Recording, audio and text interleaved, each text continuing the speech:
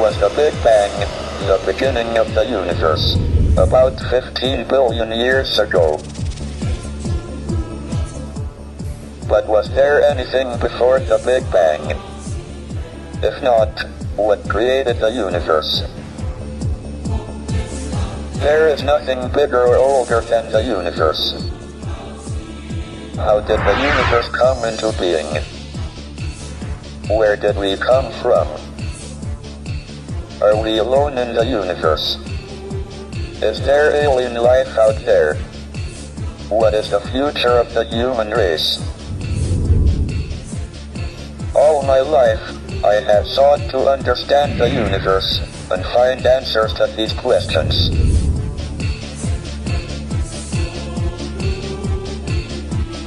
A great many universes were created out of nothing. Their creation does not require the intervention of some supernatural being or God. Rather, these multiple universes arise naturally from physical law. They are a prediction of science.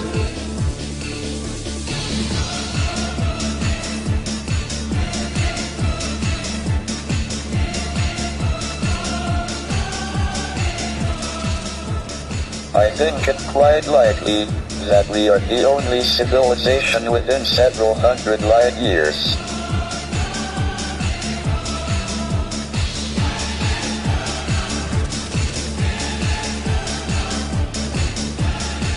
The scientific account is complete. Theology is unnecessary. God may exist, but science can explain the universe without the need for a creator.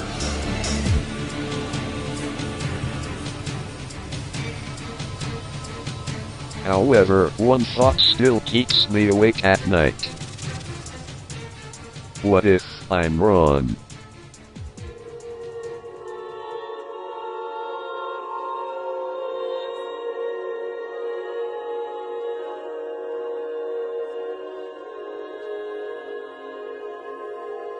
The word harvest appears at least 60 times in the scriptures. We humans sow and harvest all the time. We reap the fruits of the crop. And as above, so below. When we extract the essence of the olive, do we care what the olive thinks? But what becomes of the harvest that does not yield good fruit? Could the greater truths of our reality be mirrored in the quantum details of our existence? Have we become so arrogant in our knowledge, our technology, our wondrous achievements, that we are blind to an ancient, awful truth?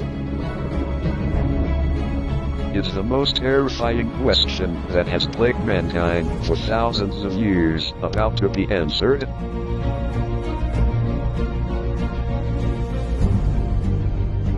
What if the next great crop to be harvested will be us?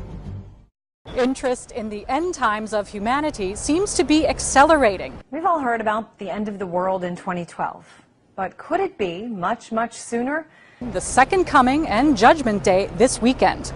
If that comes and goes, we still have December 21st, 2012 as a backup date for the apocalypse. This one supposedly set by the Mayan calendar.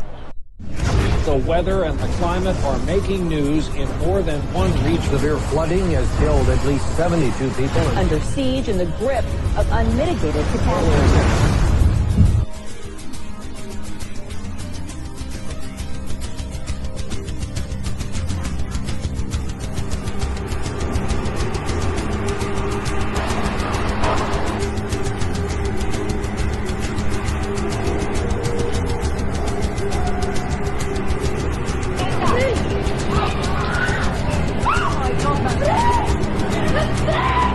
By now, the Mayan prophecies and other predictions appear to be coming true.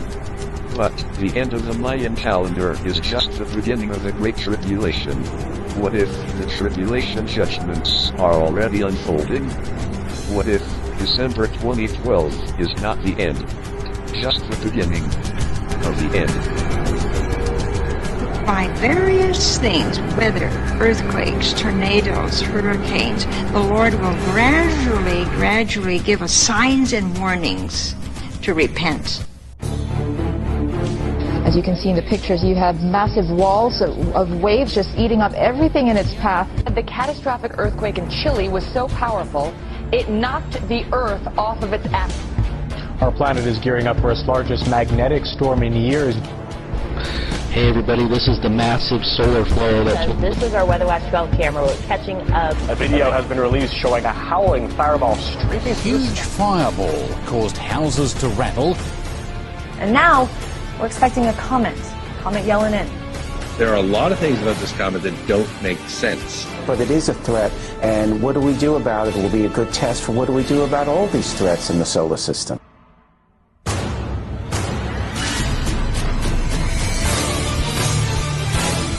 What is that on screen? No astronomer has seen this before. Well, what is it? We're scratching our head. When the four corners of the Earth rest on the dark rift, a cosmic sky portal will be opened up, and basically, in essence, souls will be harvested. This is a time of transmutation, not only transformation.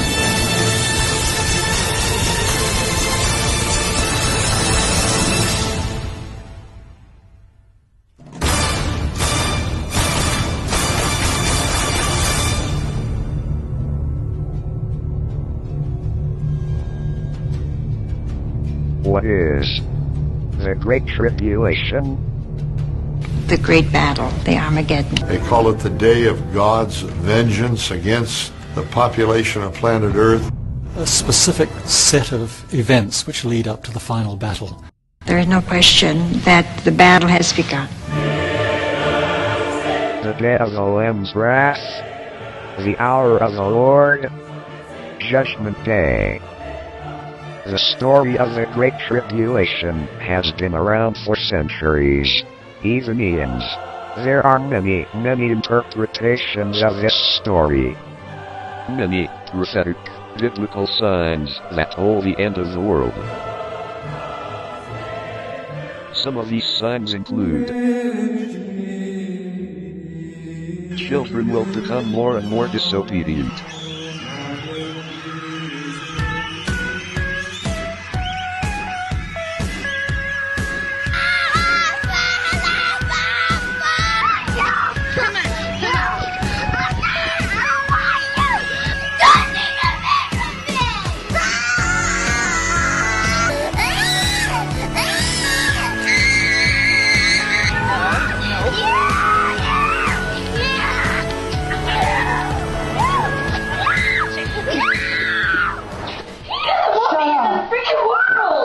That's not true, and you need to shut your mouth. Children will become more and more ungrateful. Right? Happy birthday! No way! Yeah, you don't know how Dad, hard it's this the wrong was color. to get, sweetheart. Dad, it's red! It's fine. I asked you a million times I wanted a blue car, Dad! Come on. Can you please ask me for a blue car, man? Right, stop filming, okay? Children will become boastful, arrogant revilers, and inventors of evil.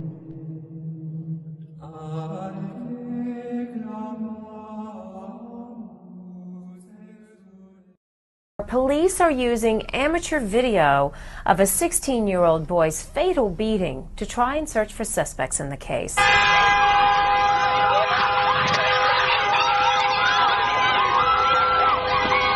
I don't understand how 16, 17-year-old kids, how you could just stand over someone's body and just constantly beat them and stomp them to death. Pharmaca, drug addiction will become rampant. Hurt myself today to see if I still feel. I focus on the pain, the only thing that's real. The needle tears a hole.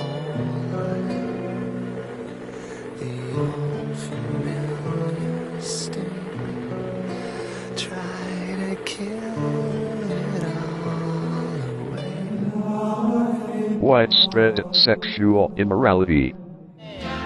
In olden days, a glimpse of stocking was looked on as something shocking, but now God knows anything goes.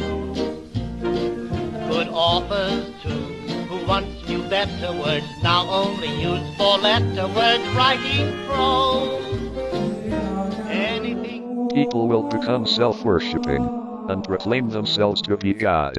Give it up for the reincarnation of Jesus Christ himself.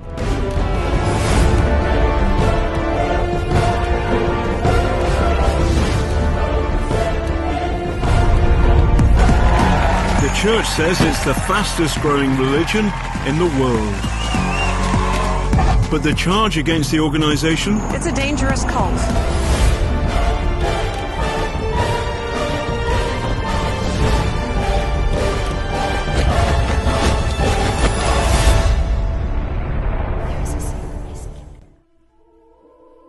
But where did it all begin? To understand the Great Tribulation, you must go back to the beginning. It began here, on the small Greek island of Patmos. It was here that a man named John of Patmos was struck down by a vision. A vision so terrifying, divine, a vision of what was to come.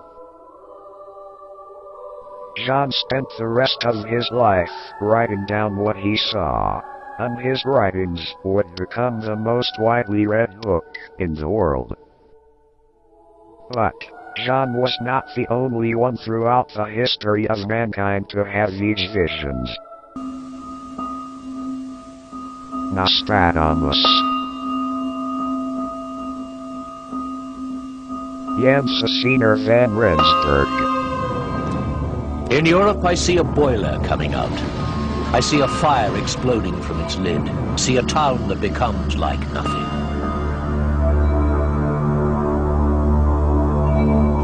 Edgar Casey. He predicted the Second World War, the deaths of presidents, the future of medicine.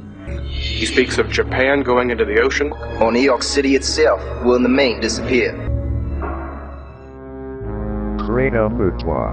He is a man of Iran. He is the man who, within the next 20 years or so, will shake the world to its foundations. Fatima, Portugal, May 1917. 3 shepherd children experience a shared vision of the Virgin Mary, who promised to return later that year, on October 17th. On the day, 50,000 witnesses, including newspaper journalists, experienced what has become known as the miracle of the sun. The apparition of the Virgin Mary allegedly imparted 3 secrets to the children. The first secret was a very real vision of hell. The second secret was a prediction of the Second World War.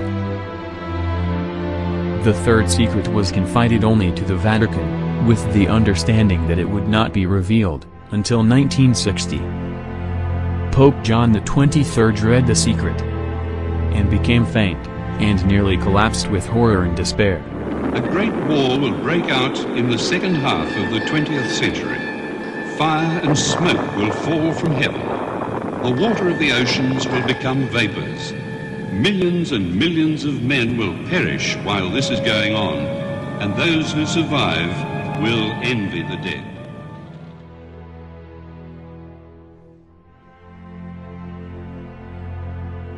Garabandal, Spain, July 2, 1961.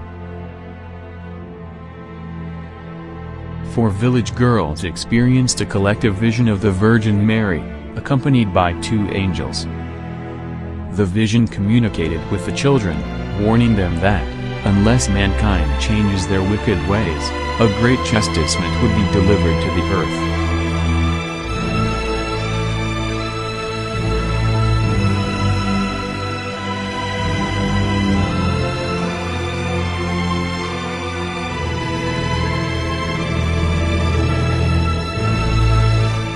All these people have been burdened with visions of heaven, hell, and the end of the world. But how many of these visions have come to pass today? What if John's visions are not biblical fantasy, but divine, scientific reality? What if what was written is true? But what exactly did John see that day?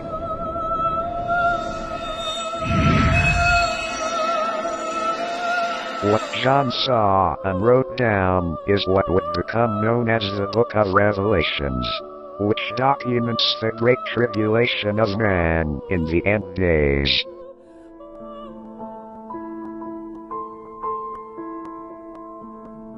A cosmic sky portal will be opened up, and basically, in essence, souls will be harvested.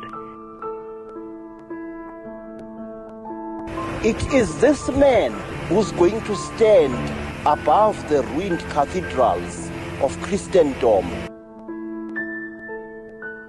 The Temple Mount is the most explosive piece of territory on the face of the planet.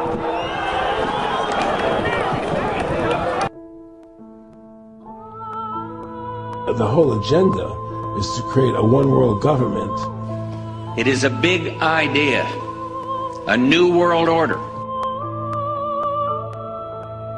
And I think the challenge also is whether we should move towards an international currency. These prophets can testify to this whole process, including the gritty details of what we have done in our past lives on earth.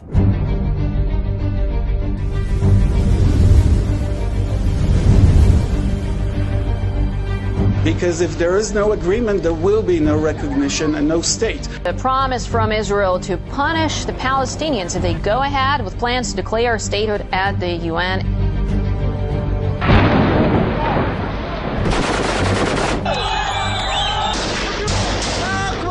Just take a look at that map. A major war between Iran and Israel is coming. They're all freaking terrorists! What are you doing? At some point, I used the word Armageddon.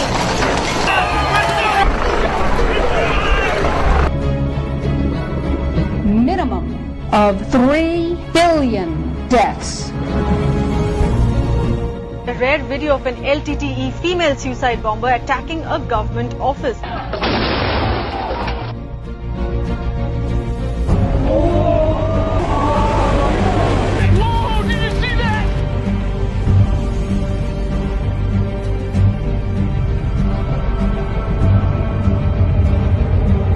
If all the insects were to disappear from the Earth, within 50 years, all life on Earth would end.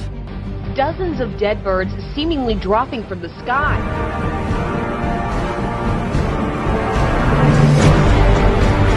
Just saw a white flash. Jesus, what the hell is that? Oh my God!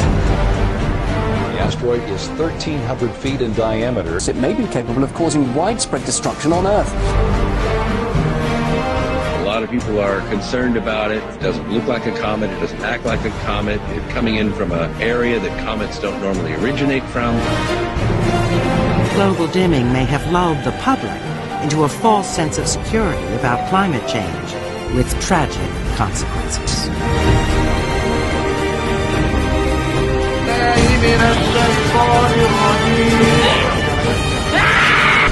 These caves, these volcanoes, these doorways act as a portal between the two worlds.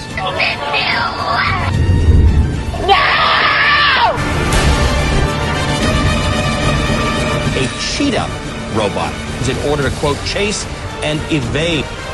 And now we're creating something incredible and new. But the reason that we're doing that is because of war. Are there a number of anthropologists who believe that perhaps something extraterrestrial has happened here with this tribe? What was in the skies over Jerusalem?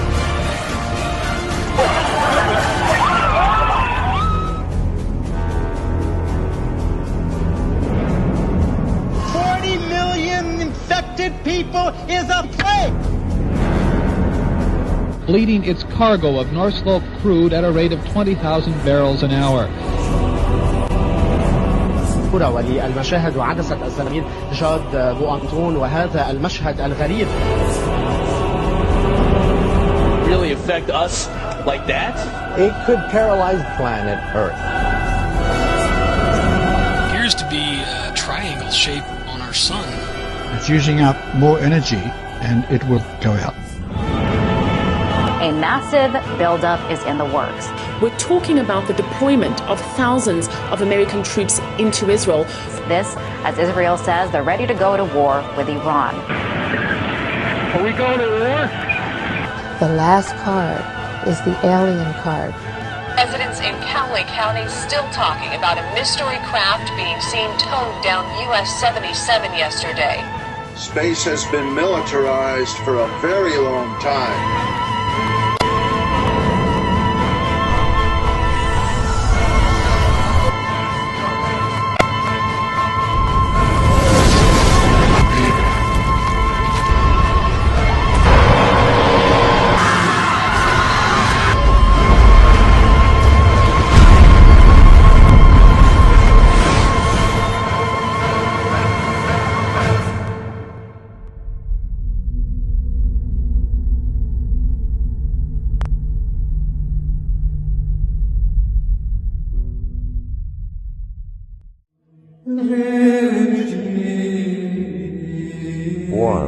The first rapture occurs.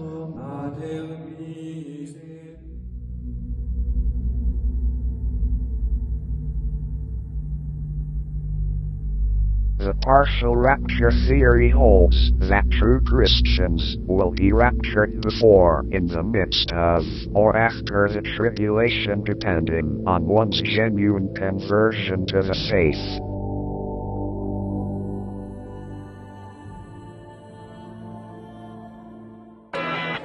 Hi, this is Ryan Jones reporting for Guyism.com. We're here in Brooklyn, New York at Berry Park, and as you may or may not know, the end of the world is upon us. You've probably seen all of the signs around, the billboards, letting us know that May 21st, 2011, at 6 o'clock p.m. is when the rapture is going to happen. What have you been doing to prepare? I've been drinking a lot, a whole lot. I'm just worried because I got Yankee tickets for tomorrow. Well, I don't think it's going to end. You're in for a shock. This is when the scorpions are going to take over and sting everybody with their, like... Scorpion. All right, what is in this thing?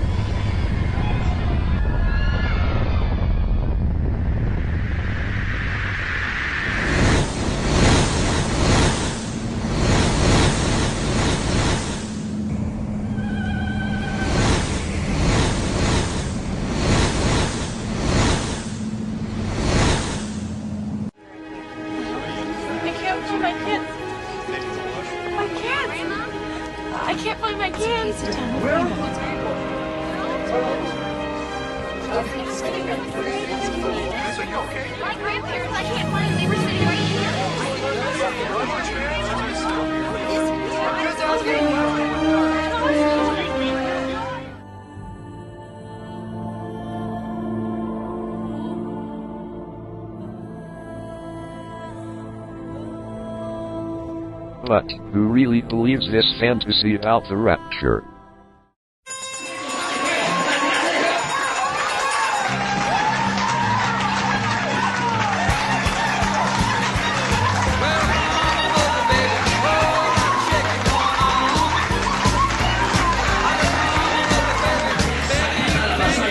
There are 3 gatherings. First, of the first fruits of the harvest. Next, the abundant harvest, gathered afterwards by God. And lastly, the assembling of the wicked for punishment.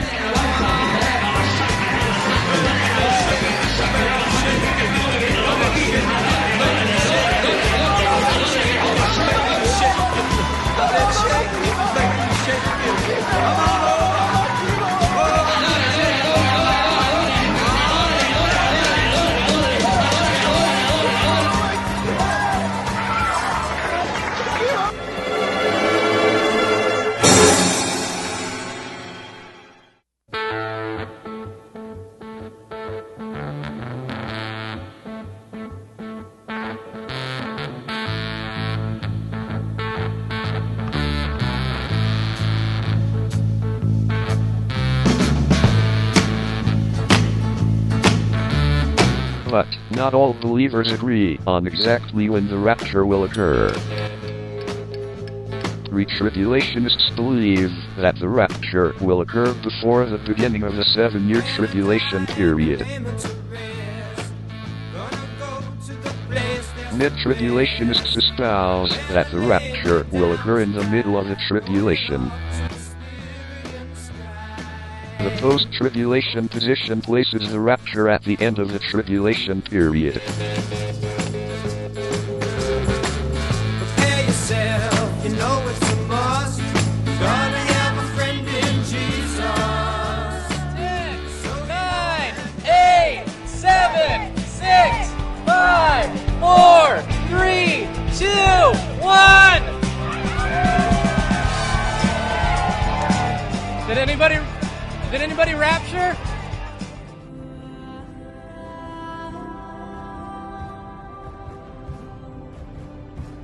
What the Mayans did is they computed very precisely the moment in time that we will hit the center on that galactic plane before it moves through. In fact, they have many, many legends with regard to these specific events that will happen. One of the most bizarre legends is when the four corners of the earth rest on the dark rift, a cosmic sky portal will be opened up. And basically, in essence, souls will be harvested.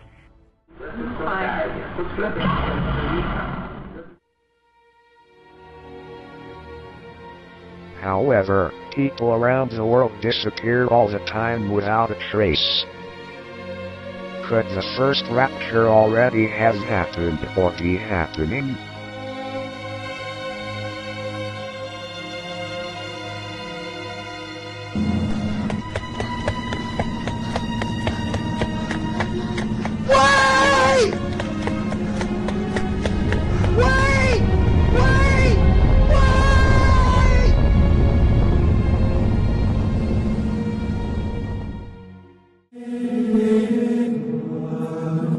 Stage 2. Rise of the Antichrist and False Prophet.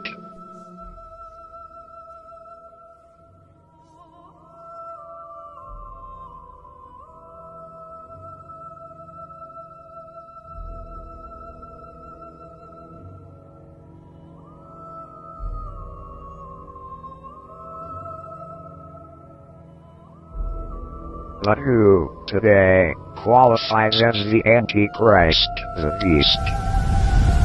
We were told it was him. Nobody, least of all his God-fearing parents, would have deduced that this child, who later changed his name to Aleister Crowley, was to become infamously known in later life as the wickedest man in the world.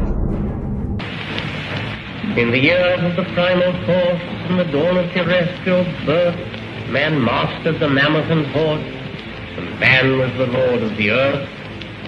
Deep-mouthed from their thrones, deep-seated, the choirs of the eons declare the last of the demons defeated. For man is the lord of the air. Arise, O man, in thy strength, the kingdom is thine to inherit, till the high gods witness at length that man is the lord of his spirit. But he's gone. Then we were told it was him.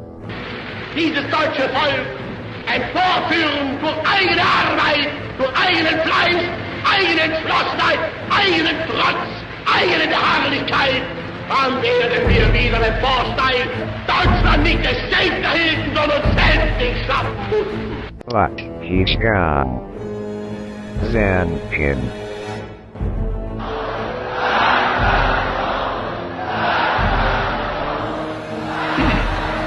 مرافق واقعی آمریکاست.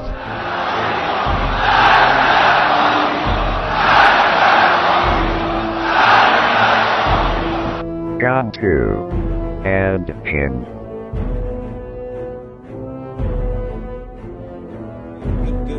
फांसी का जो फंदा है उसको लपेटा जा रहा है जल्लाद ने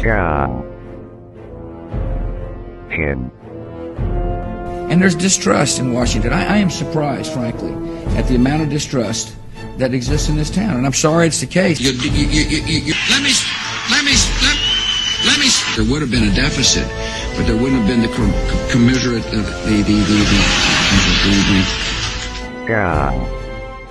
him.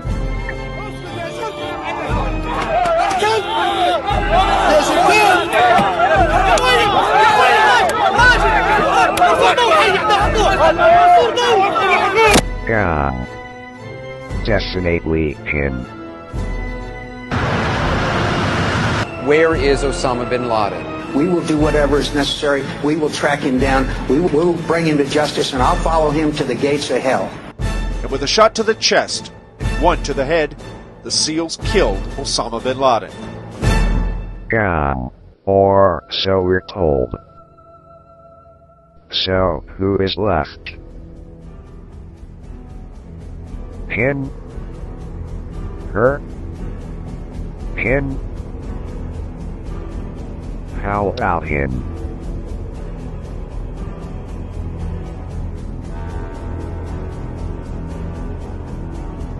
Or even him?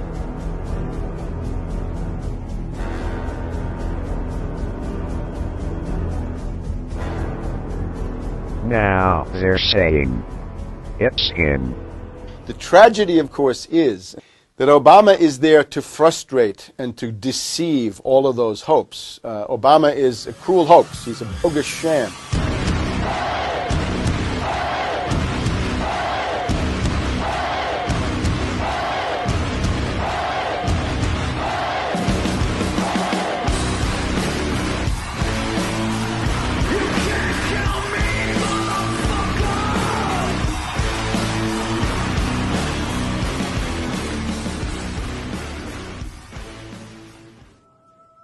Obama is causing civil unrest in this country. If you look also at the people that Obama has put on his appointments list, it's all Wall Street. It's government of Wall Street, by Wall Street, and for Wall Street. The military-industrial complex has taken over the country along with the Wall Street gang. Every single one of his appointments support the status quo. Every one of his appointments are there to screw the American people. Every single one of his appointments are people who are working to bring down the Republic and the Constitution of this country. I want to Christian God is the one and only true living God, the creator of heaven and the universe. Jesus Christ is God. Jesus Christ is the Son of God. You are anti-Christ. You will be dead.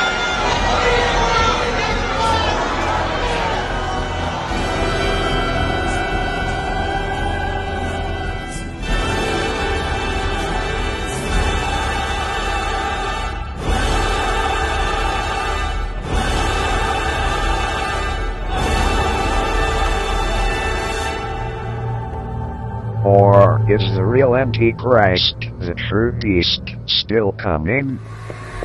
There is a young man. His eyes burn like those of a god. He has got a little mustache. He wears the white turban of an Ayatollah. He is a man of Iran. He is the man who, within the next 20 years or so, will shake the world to its foundations. CBN News has obtained an exclusive copy of a propaganda video that's reportedly been approved at the highest levels of the Iranian government. It's called The Coming is Near, and it describes current events in the Middle East as a prelude to the coming of the mythical 12th Imam, or Mahdi, the Messiah figure who Islamic scriptures say will lead the armies of Islam to victory over all non-Muslims in the last days. This man is the man about whom many prophets have spoken in the past. Some call him the Antichrist. In Africa, they call him the Red Destroyer, the Mushiki Wadamu, the Lord of Blood. This is the man who is going to lead the rising hordes of Islam, whom future generations will call the shining sword of Allah, who is going to fight, shed blood and destroy cities, to restore once again the glory of the caliphs. The video claims that Iran is destined to rise as a great power in the last days to help defeat America and Israel and usher in the return of the Mahdi. And it makes clear the Iranians believe that time is fast approaching. It is this man who is standing in the shadows at this moment, who's going to stand in a battle tank above the ruined cathedrals of Christendom in Greece, who is going to extend the influence of the Lord Muhammad from the western shores of India to the rock Jebel al-Tariq, Gibraltar. He will know himself as Wahab al-Rashid. He will know himself as Al-Timsah. Salam alaikum, Al-Khalif, Al-Saif, Ul-Allah, Sword of God. My eyes see you, and my eyes are frightened of you. 3. The third temple is rebuilt in Jerusalem. The Dome of the Rock stands on the Temple Mount, one of the world's holiest sites. Muslims see this place as the location of Muhammad's ascension to heaven. In the Jewish faith, the Temple Mount was the site of the Holy Temple. Christians revere it as one of Jesus' place of teaching as well as a Jewish holy site. I'm standing here in one of the most contentious spots in Israel and perhaps the entire Middle East. It's where the Jewish and Muslim sites sit really side by side. We have the Western Wall, or the Kotel, and the Al-Aqsa Mosque. Now, today's security is incredibly high. It's anti-riot police, border police. They're here to try to make sure that no clashes break out today. The Temple Mount, 35 acres of it, is the most explosive piece of territory on the face of the planet.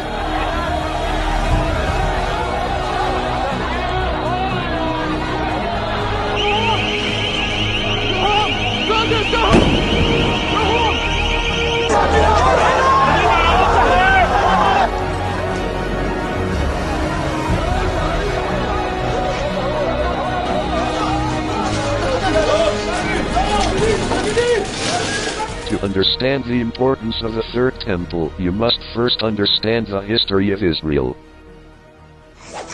Meet David. Give me one good man, and let the best man win. You bastard! So David became the king, and the 12 tribes became one, and the first temple was constructed. But then came wars, and 10 tribes went down the drain. Live from Jerusalem, after 18 months of siege, the Babylonians have finally taken over. Yo, man, there's bloodshed on the streets. They're kicking all the Jews out. Hey, they're taking down the temple.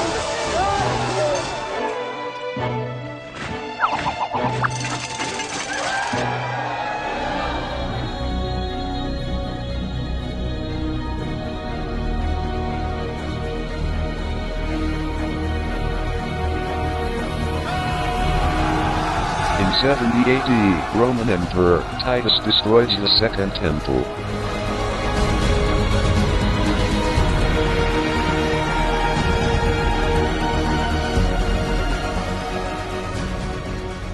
After nearly 2,000 years of exile, the Jewish people were close to their dream of a new temple.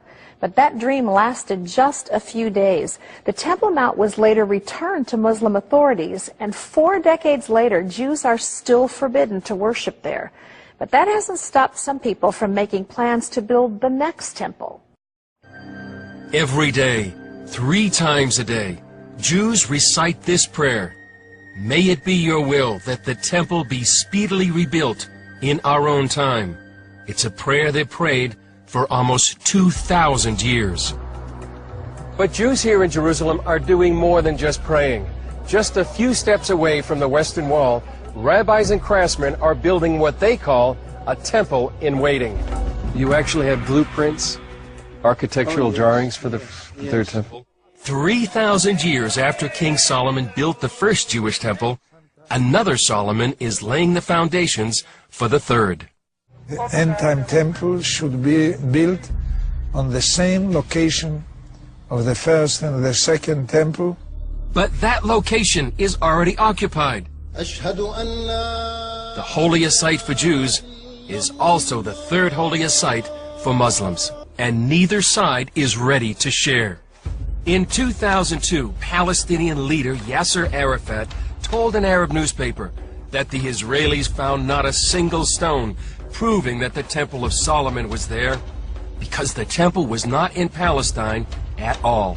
That is stupid, because the Arabs themselves, they call Jerusalem the place of the temple, and the Golden Dome, the Dome of the Rock, was built in order to replace Solomon's temple. I think this temple denial is more serious than the Holocaust denial. Until the temple is destroyed, rebuilt, or stands forever, the fighting will continue.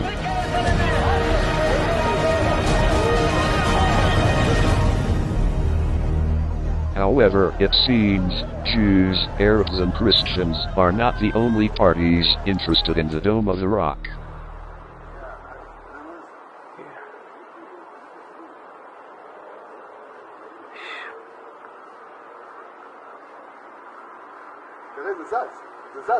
bueno, זה יורד למטה.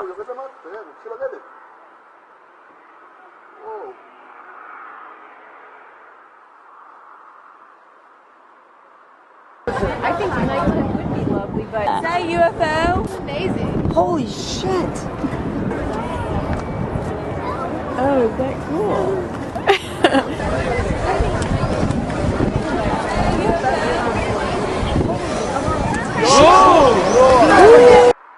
Whoa!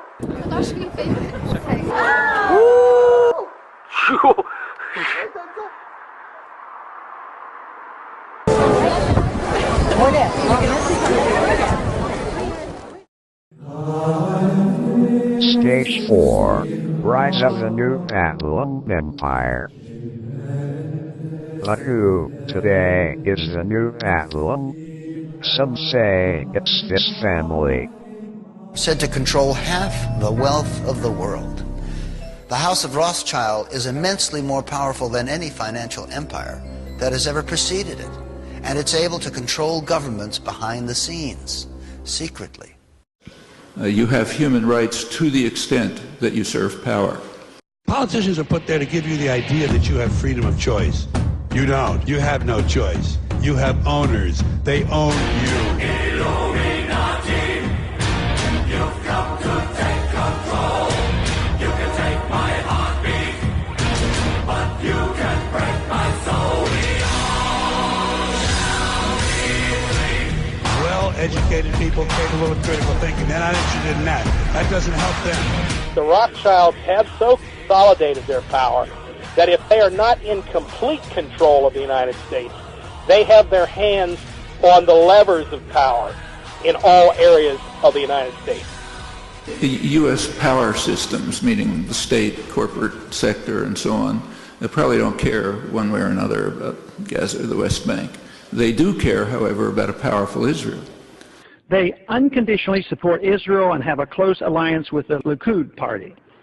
Israel is a more militarized state than Germany was between 1871 till 1945. Rothschild dynasty created Israel. It paid for the first people out of Europe to go and people Israel after the war. It paid for the building of the Knesset.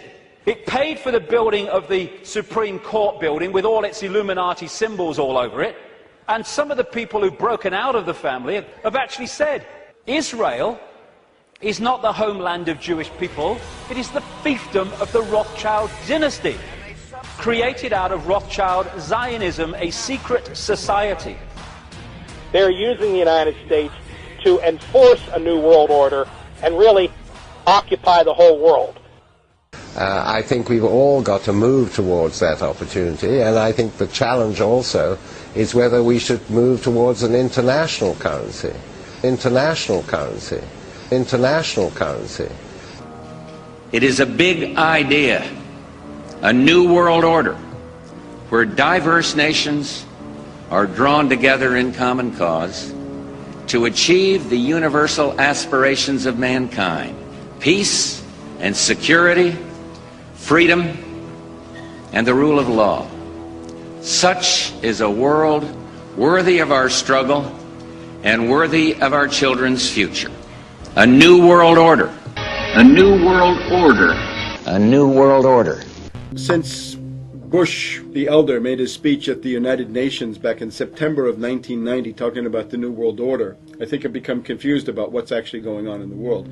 The New World Order is a more palatable name for the Anglo-American world empire.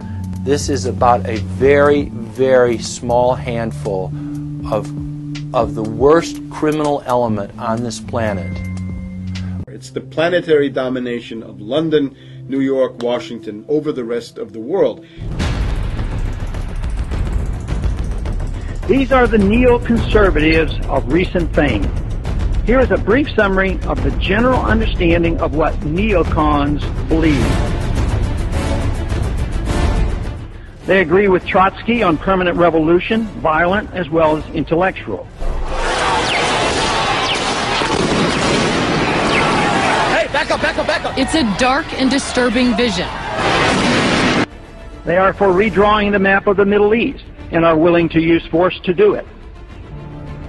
At its core, the document revived the Wolfowitz Doctrine. The elimination of states like Iraq figured prominently in this grand vision. They believe in preemptive war to achieve desired ends. This is a memo that describes how we're going to take out 7 countries in 5 years. They accept the notion that the ends justify the means. Well, really, the U.S. wars are a form of absolute terror. There's no other way of explaining secret rendition, torture, kidnapping, targeted assassinations, drone attacks. They express no opposition to the welfare state.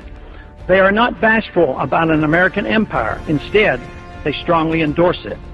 We've got more than 700 military installations in more than 130 countries around the world. How did we get here in the first place?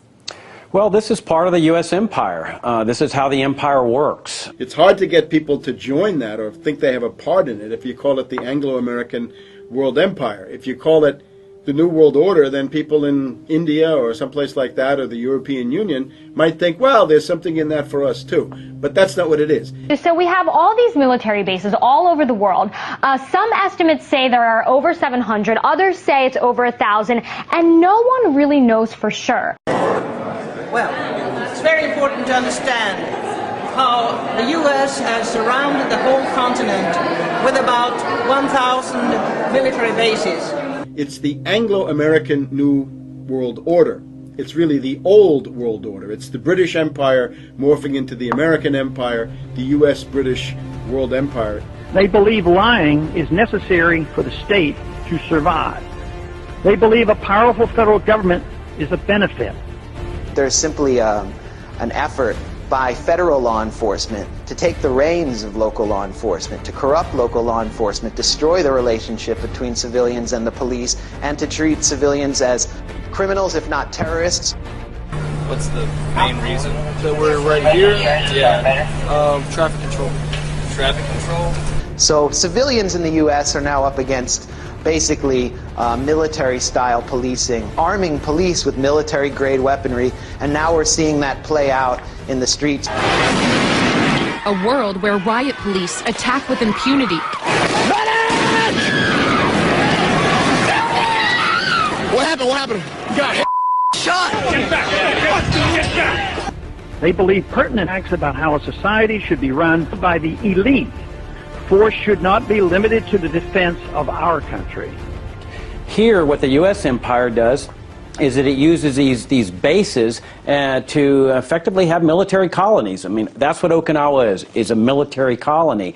And then if anybody gets out of shape in that country or surrounding countries, the military force is there to effect regime change, assassination, or whatever, in order to get more people as part of the empire. Why isn't this issue brought to light more? I think it's also just a blind spot in most of the mainstream media that they just don't pay attention to what the U.S. military is doing and what the U.S. military is spending overseas. You have to understand that this is a stranglehold. The U.S. bases are strangling the whole continent and telling other people what to do. They dislike and despise libertarians, therefore the same applies to all strict constitutionalists. They endorse attacks on civil liberties such as those found in the Patriot Act as being necessary. All right, folks, there's a lot going on right now. Decisions being made that are unprecedented. Well, the U.S. government is helping you ring in the new year with 40,000 new laws. Your elected officials, both the Senate and the House of Representatives, have just overwhelmingly passed the National Defense Authorization Act. Obama recently signed into law allows the government to detain American citizens indefinitely. We're witnessing a slow and steady takeover of our true freedoms. NDAA, National Defense Authorization Act, that Obama has called for and signed, stipulates that even American citizens can now be targeted by the military, picked up, and imprisoned indefinitely without civilian trial. The law that many fear spells the end of American democracy grants the government and the military unprecedented powers. Does it really mean anyone could be detained and held without charge or trial? Yes, it certainly does mean that. Even if that person is an American, arrested on American soil. Thus throwing out our due process, our habeas corpus clauses. We're in a very dangerous time. It's an extremely dangerous attack on the Bill of Rights. Are we seeing our freedoms being restricted? On the ground here, we are just trying to get ready for Armageddon.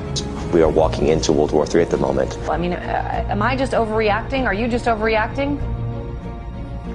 No, it's a huge deal. President Obama has been claiming these powers. As we've seen, he's claimed the power to assassinate American civilians abroad with no due process at all. And it makes it really difficult to see a way out of this horrible quandary that America finds herself in. So we are now in the state of martial law. Everything is now putting conditions for a total war state. Pretty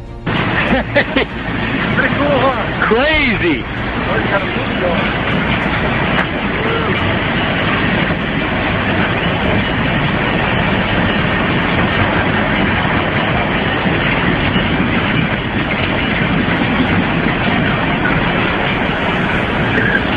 Are we going to war? It looks like it, doesn't it? But it's important that it's to recognize it's within a military appropriations bill, a bill that already is a funding for 1,000 U.S. bases around the world for continuing war and threats of war. Are these all signs of the times of what's to come, of a future of more laws and less freedoms? I'm sure, people were wondering the same thing when Nazi Germany came to power. There's a deep insinuation that dissent is somehow connected to or accessory to terrorism. Where democracy is corrupted by greed and dissent is crushed. That's how Anonymous sees America. And they say that's why they're fighting back. We are Legion. We do not forgive. We do not forget.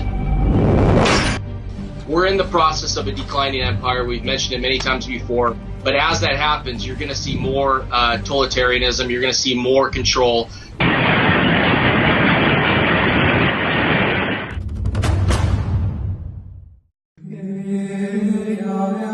Stage 5. Rise of the false one-world religion. To think something so small can connect you to everything that matters. When your life and all you love are on the line. HealthLink is always with you when every second counts in the emergency room, providing immediate access to your medical records. I think we've all got to move towards that opportunity, and I think the challenge also is whether we should move towards an international currency. The whole agenda is to create a one-world government where everybody has an RFID chip implanted in them, all money in those chips, right? There'll be no more cash. And this is getting me straight from Rockefeller himself. This is what they want to accomplish. anytime you have money in your chip, they can take out whatever they want to take out whenever they want to. If they say you owe us this much money in taxes, they just deduct it out of your chip digitally. Total control. Total control. And if you're like me or you, and you're protesting what they're doing, you can just turn off your chip. Microchip implants our reality. It is happening as we speak.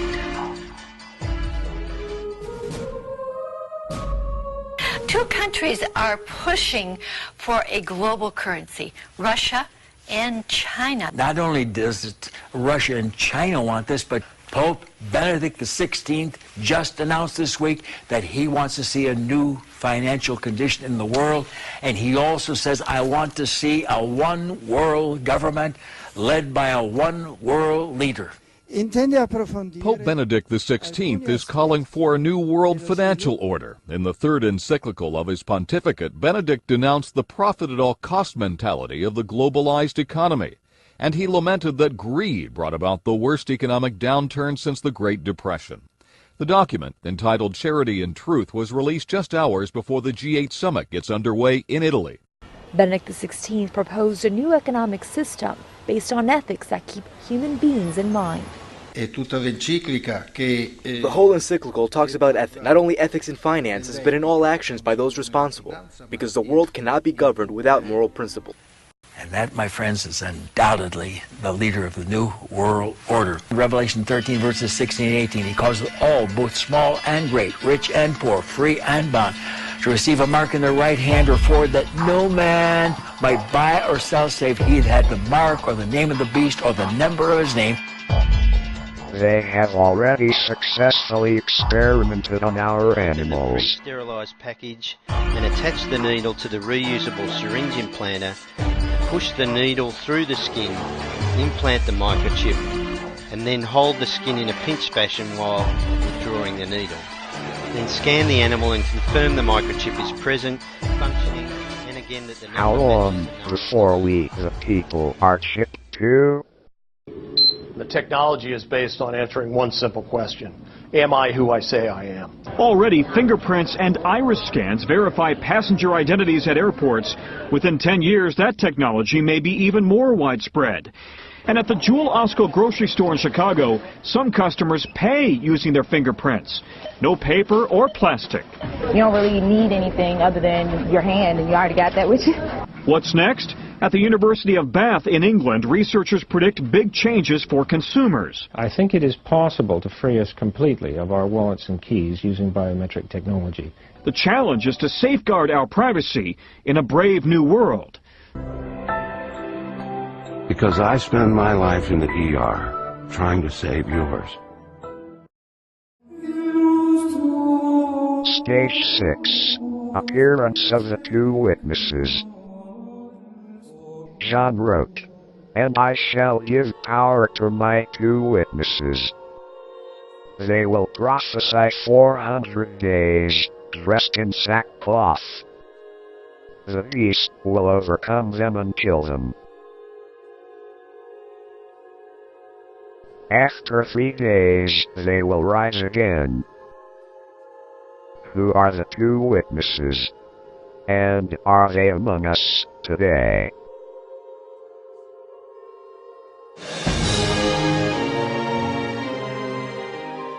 We have found the two witnesses spoken of in your Holy Scriptures. So, never heard of the two witnesses, huh? You see, we're told of two brothers, witnesses, who would live in our lifetime and do some pretty amazing things. But guess what's even better? We found them, and we want to tell you who they are. Why is this so big? They tell it like it was, like it is, and like it will be. Yep, they say it before it comes. For God will bring every deed into judgment, Ben Judah, including every hidden thing, whether it is good or evil. I, the Lord, search the heart. I test the mind. Or is there a less literal, more esoteric explanation for the two witnesses?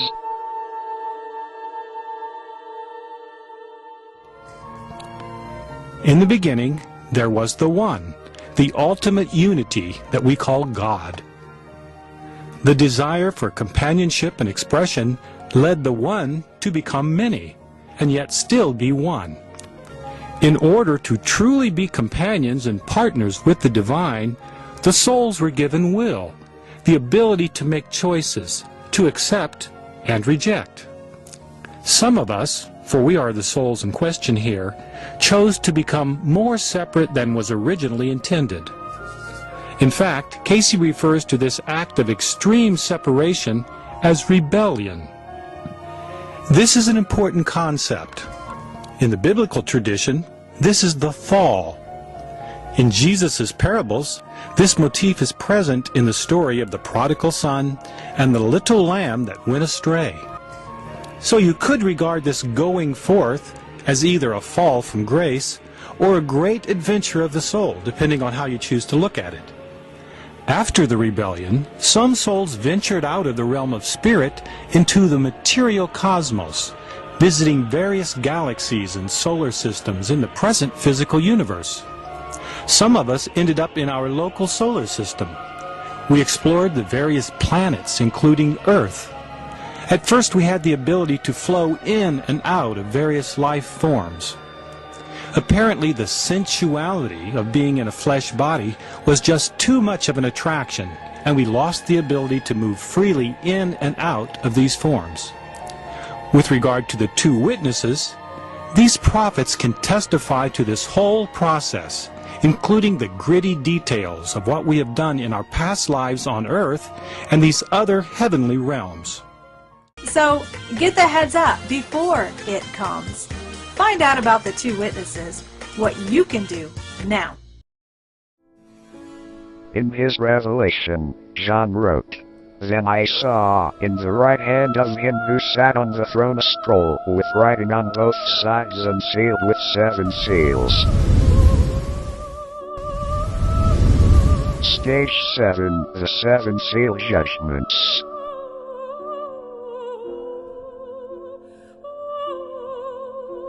The first 4 of the 7 seal judgments are the 4 horsemen of the apocalypse. John wrote, "I watched as the Lamb opened the first of the 7 seals.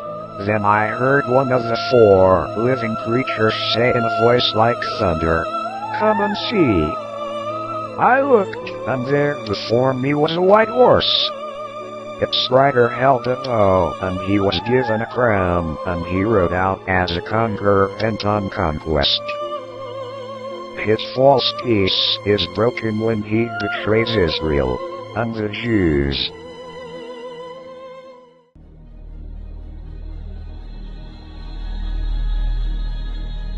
US President Barack Obama has said it's more vital than ever for Israel and the Palestinians to restart negotiations on a peace deal, but he offered no new proposals for breaking the Israeli-Palestinian impasse after the failure of the latest peace efforts. Now, the latest threat to the Middle East peace process is a promise from Israel to punish the Palestinians if they go ahead with plans to declare statehood at the UN in September. At least 8 people are said to have been killed by Israeli gunfire, and dozens more wounded amid a series of violent pro-Palestinian protests across the region.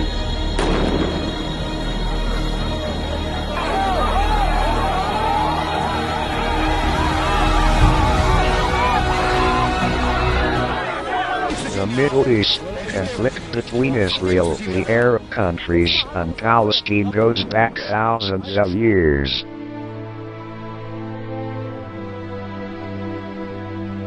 This conflict has seen countless war crimes against humanity perpetrated by both sides.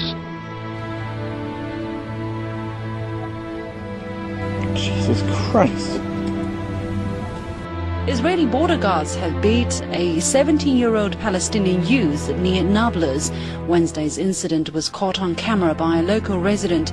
Palestinian human rights monitoring group head Bassem Aid said violence by Israeli forces directed at Palestinians is commonplace.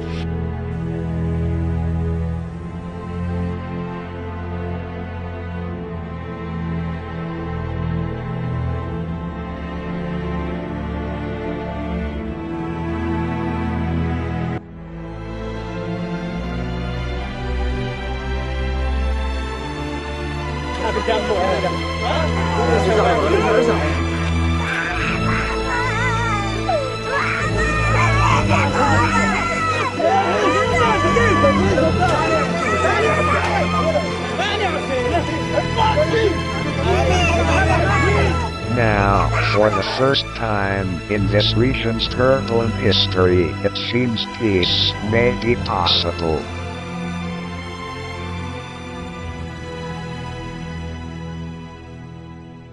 The issue is, will this Palestinian state come out of an agreement?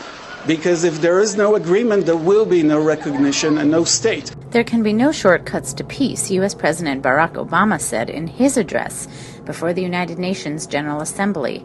Once the UN recognizes Palestine within these borders, now there's no argument. This is occupation. International law applies. He added, ultimately, it is the Israelis and Palestinians who must live side by side. It is Israelis and Palestinians, not us, who must reach an agreement on the issues that divide them. However, many believe this new treaty to be false. Is this the false peace John foresaw in his vision?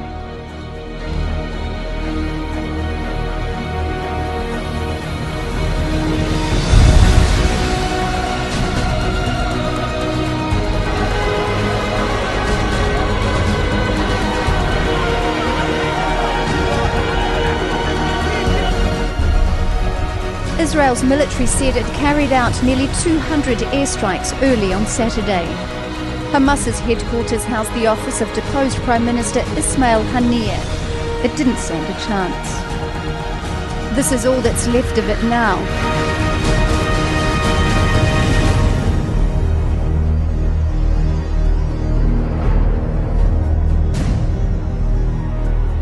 After the first white horseman has ridden, the second seal is opened and the second horseman unleashed.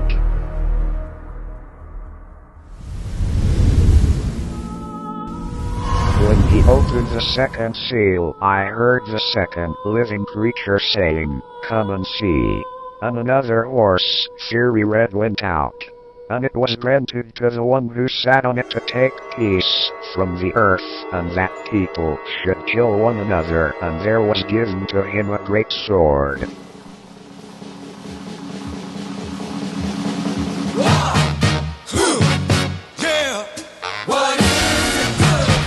Why now, is there any doubting our lust for war? It seems war is one hard lesson we refuse to learn. How many bloody wars have been fought this century alone? WW1 and 2, Vietnam, the Cold War and Missile Crisis, Iraq, Afghanistan. How many millions have died in the genocide? One Holocaust after another. When will we finally learn?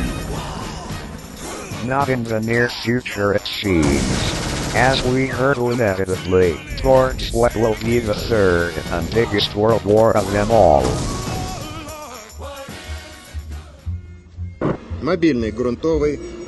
Does anyone out there still remember these images? During the Cold War period in the 50s and 60s, the world was taken to the brink of nuclear destruction several times. Back then, it was the Russians who were the enemy.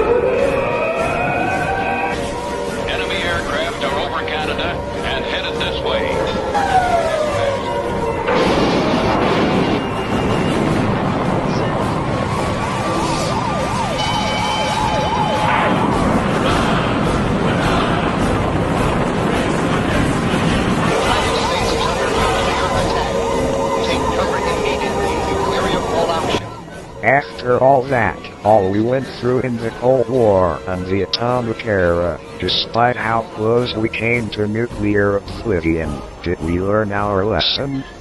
Apparently not. In 1977, I was at a meeting in Fairchild Industries in a conference room called the War Room. This is 1977. And they were talking about creating a war in the Gulf region.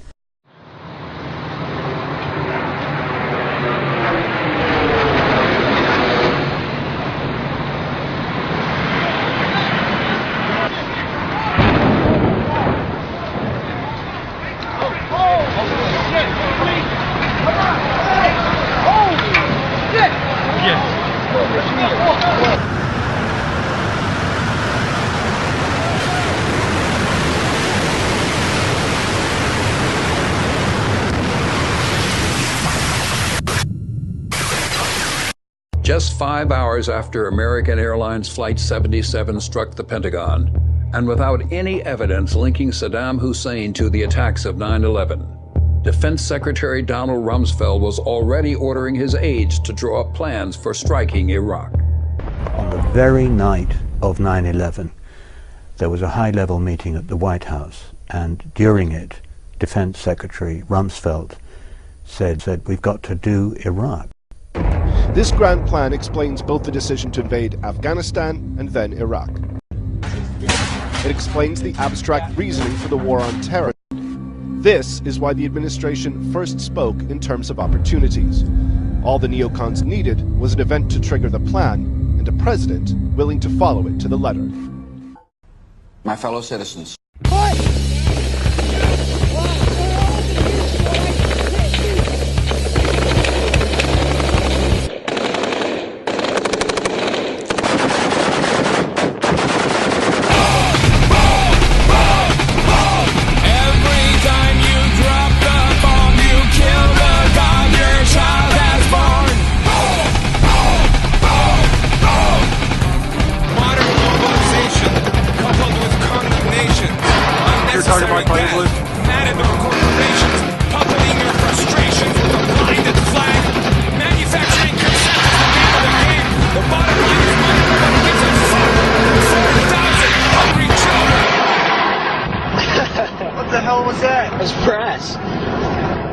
So, today, I can report that, as promised, the rest of our troops in Iraq will come home by the end of the year. After nearly 9 years, America's war in Iraq will be over. So, Iraq is over. But who's next? He said, this is a memo that describes how we're going to take out 7 countries in 5 years, starting with Iraq and then Syria, Lebanon, Libya, Somalia, Sudan, and finishing off Iran.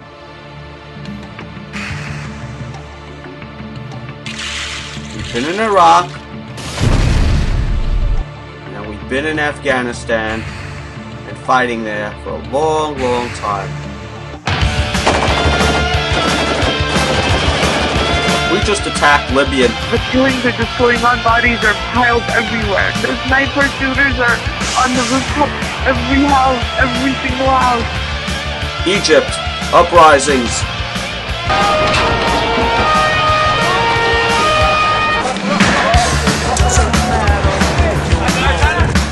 Yemen.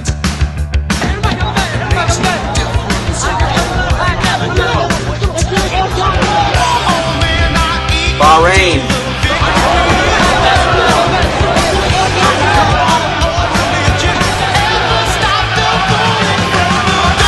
Syria. It's thought more than 7,000 people have been killed since the uprising in Syria began.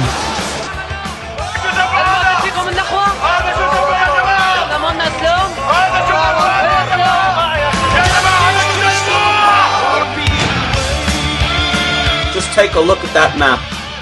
We are looking at World War III. I am shown that in the very near future,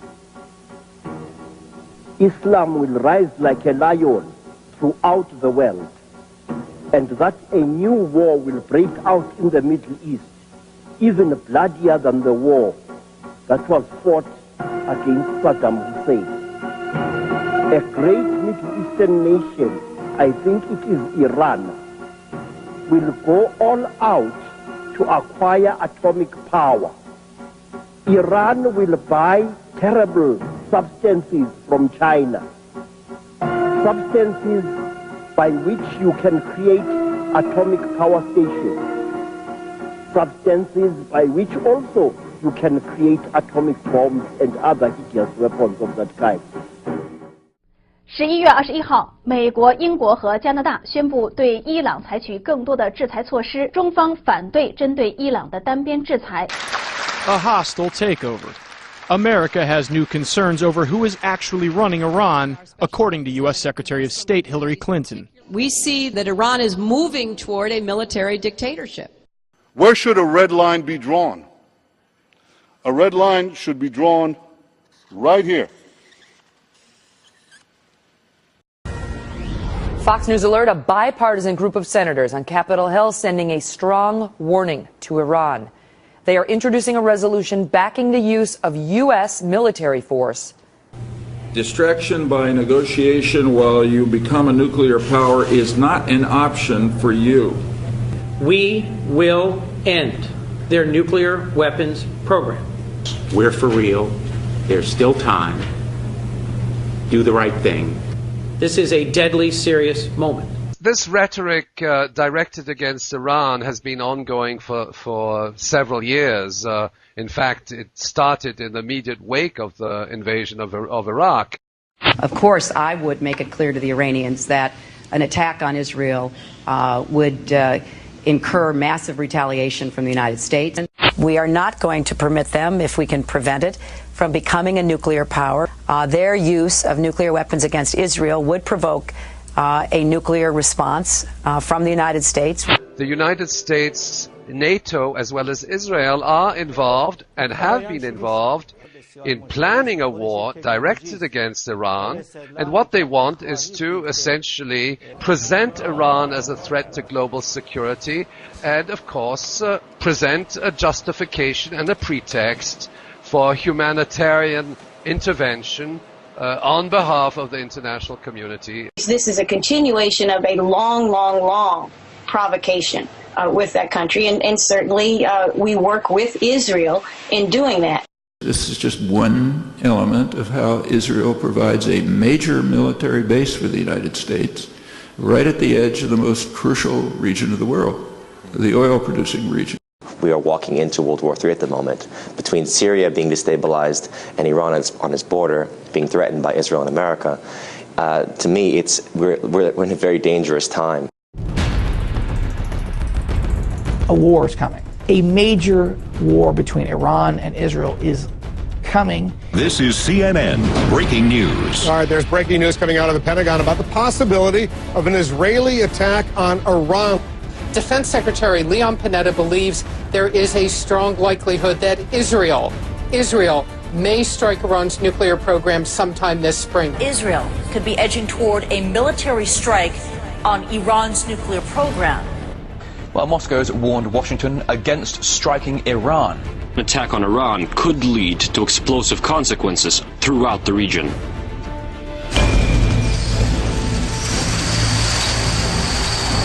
Well, the question was, if Iran were to launch a nuclear attack on Israel, what would our response be? And I want the Iranians to know that if I'm the president, we will attack Iran. And there you have it. It's simply a matter of time. And our worst nightmares will be realized.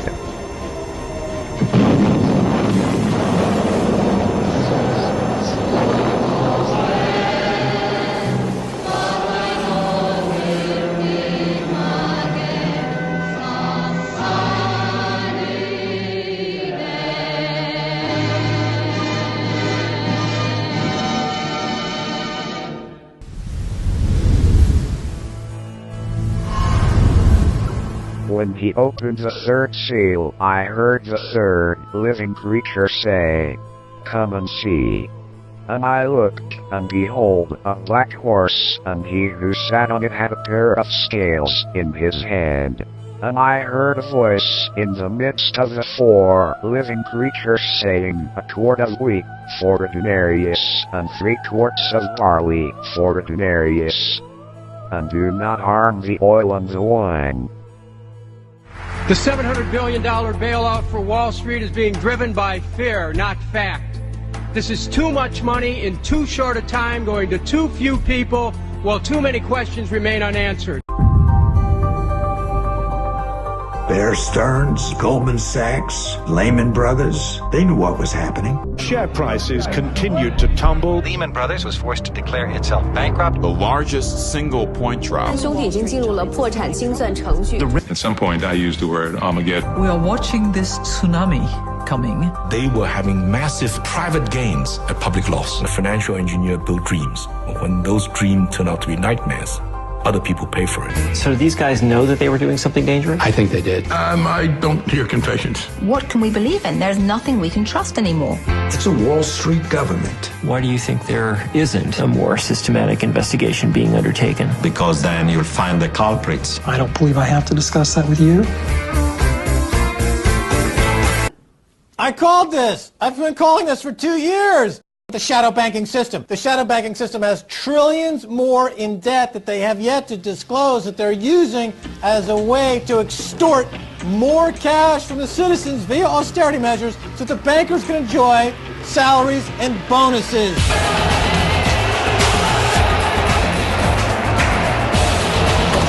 As financial markets and economies collapse around the world, unrest, riots and protests are intensifying.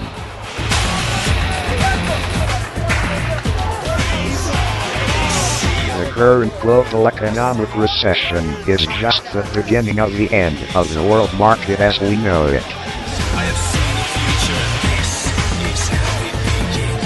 Protests and violence against austerity measures will escalate to full-blown civil wars.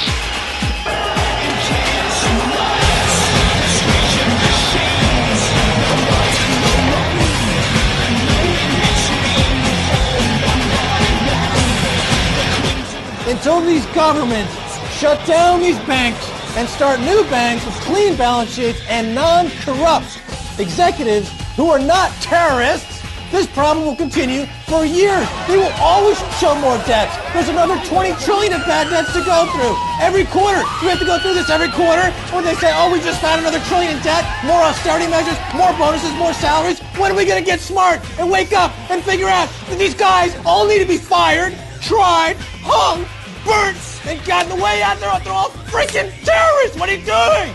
What are you doing? There needs to be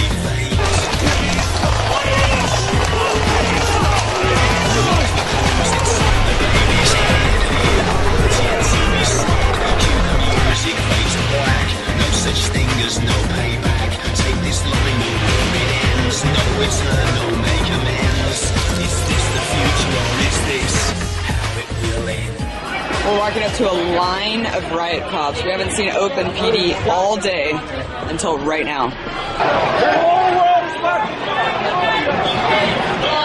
Why aren't we having hearings on the plan we just received? Why aren't we questioning the underlying premise of the need for a bailout with taxpayers' money? Why have we not even considered any alternatives other than to give $700 billion to Wall Street? Why aren't we asking Wall Street to clean up its own mess? Why aren't we passing new laws to stop the speculation which triggered this? Why aren't we putting up new regulatory structures to protect the investors? How do we even value the $700 billion in toxic assets?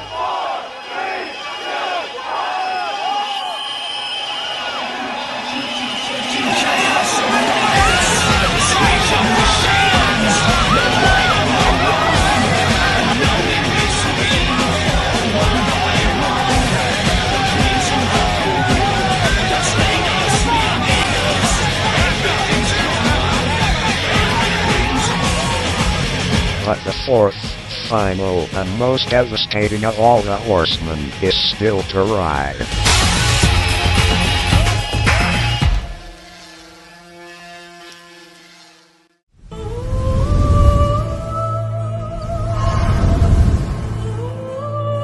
When he opened the fourth seal, I heard the voice of the fourth living creature saying, "Come and see."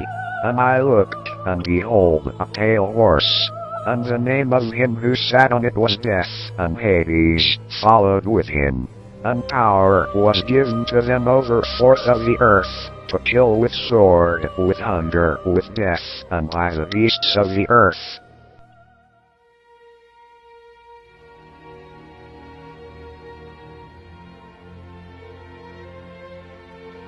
This world has seen its fair share of genocide and holocausts, some of the worst this century alone. According to John, none of the genocides or holocausts that have come before will compare to the one that is coming. This will be a mass killing of humans on a scale that the world has never seen before.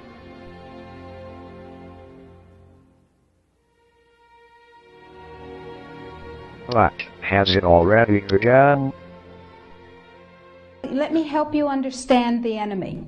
A trade commission called the Codex Alimentarius Commission. In 1994, Codex declared nutrients to be toxins. Clinically significant nutrients are now illegal in the way that heroin is illegal. Codex mandates that all food be irradiated unless it's eaten locally and raw, including organic food, of course. So is it organic afterwards? Look at the toxins and the veterinary chemicals and the levels that are set. They are terrifying. In the WHO-FAO projections, the epidemiological projections, they estimate, they're the experts, that just the vitamin and mineral guideline alone, when it goes into global implementation on December 31st, 2009, will result in a minimum of 3 billion, that's B, billion deaths, 1 billion through simple starvation. But the next 2 billion, they will die from the preventable diseases of undernutrition. Who will live? Probably those people who are wealthy enough and powerful enough to have their own pushers of clean food and nutrients. Currently, around the world, more than 20 million people face death from malnutrition and disease. The fourth horseman has long since ridden.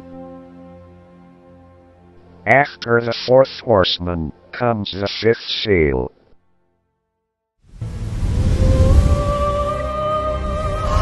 When he opened the fifth seal, I saw under the altar the souls of those who had been slain for the word of God and for the testimony which they held. And they cried with a loud voice, saying, How long, O Lord, until you judge and avenge our blood on those who dwell on the earth?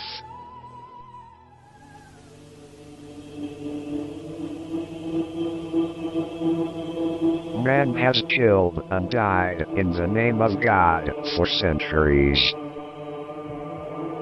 The Spanish Inquisition was just one of many dark periods where human beings were tortured and killed in gruesome ways for Christ. But nobody really kills or dies in the name of God anymore. Or do they?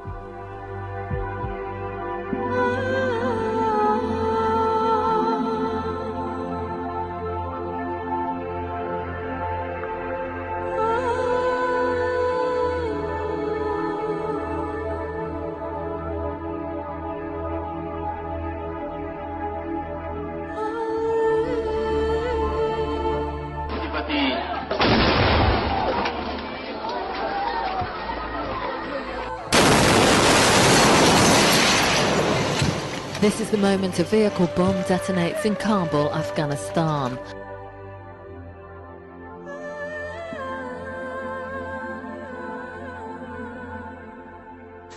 A shocking video showing a female suicide bomber blowing herself up in Russia's Republic of Ingushetia has appeared on the internet. You may find the following footage disturbing.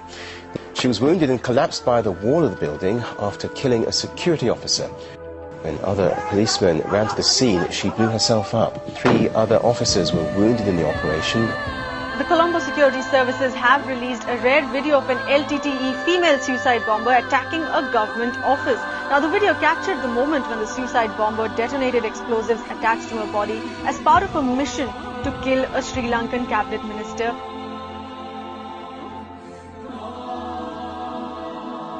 传出恐怖攻击，共造成至少53人死亡，许多民众正排队等着领食物。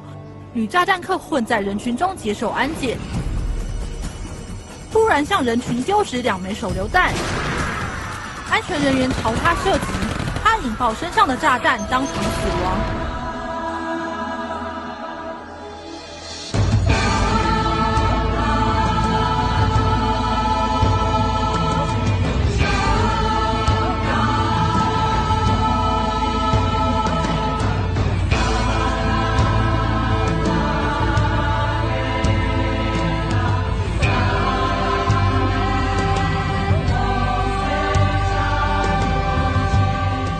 So, how many more need to die before we feel that God is satisfied?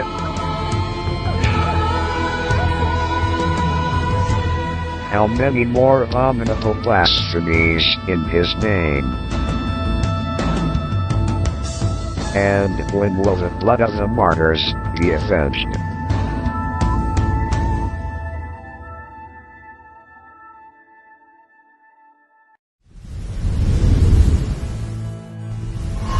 I looked when He opened the 6th seal, and behold, there was a great earthquake. And the sun became black as sackcloth of hair, and the moon became like blood, and the stars of heaven fell to the earth. Then the sky receded as a scroll when it is rolled up.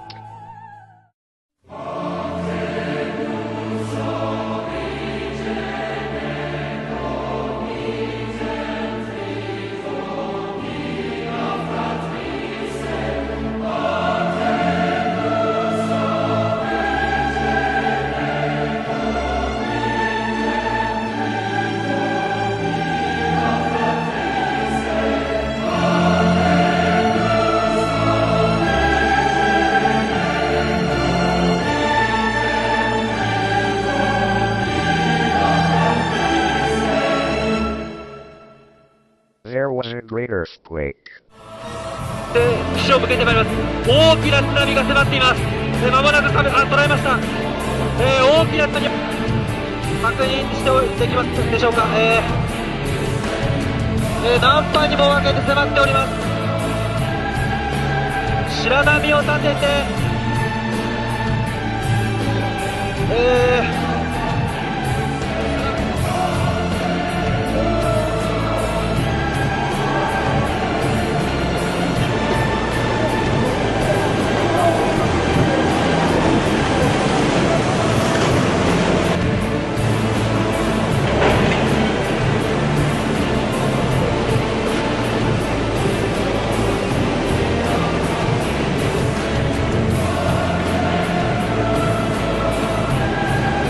As of August 8, 2012, at least 50% of Metro Manila is flooded.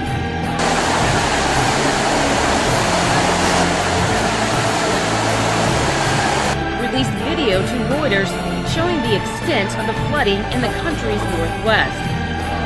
The United States eastern seaboard is battening down the hatches as Hurricane Sandy is set to slam into the area. It's expected to reach the city of New York on Monday, with forecasters predicting it could be the biggest storm to strike the mainland. The mayor of New York has ordered around 375,000 people to be evacuated from low-lying areas. Hurricane Sandy threatening a massive stretch of the U.S. from Virginia to New England, all the way to the Great Lakes. First, the satellite picture, which will show you this storm is basically one of the largest we've ever seen in the Atlantic. We've got tropical storm force winds 1,000 miles across in this storm, and hurricane force winds about 200 miles across. It basically means multiple states are now issuing state of emergency alerts, and for many, today is the calm before the storm.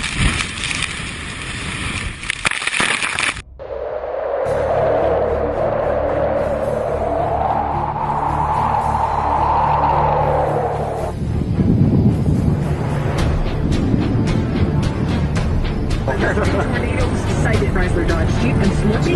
Only at 7.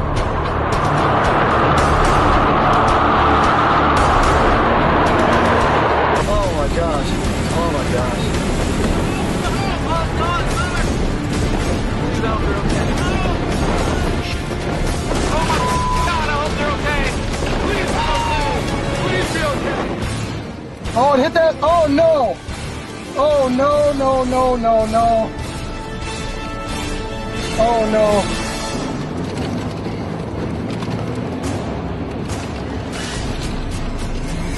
Go back. Okay, get in the car! Get in the car! Move! Back up! Back up! Keep going! It demolishes an industrial building. And it shreds a pickup truck into vans so thoroughly, all that's left are jagged scraps of shrapnel.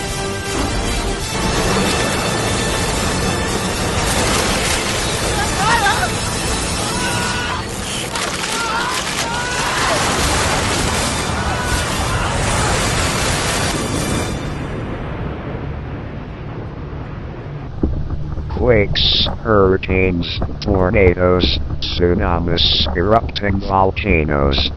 All are becoming more and more frequent. This mountain has burst back into life after 115 years. The eruption itself just gave us no warning whatsoever. It just snuck up on us. And the moon became like blood. The moon passes through the shadow cast by the Earth, causing it to look extremely unusual for a short period of time. From the Earth, the moon will appear to darken and turn a deep red before eventually returning to normal. This is called a lunar eclipse. June 2011, there was a total eclipse that changed the color of the moon. Was this eclipse the blood moon of the sixth seal that John foresaw? The sky receded as a scroll when it is rolled up. Just when you thought there could not be more change going on in the world, magnetic north is moving. Aviators know it has always moved, but not like this. It's just skipping along. It's on the move about 40 miles a year now along the polar cap toward Russia.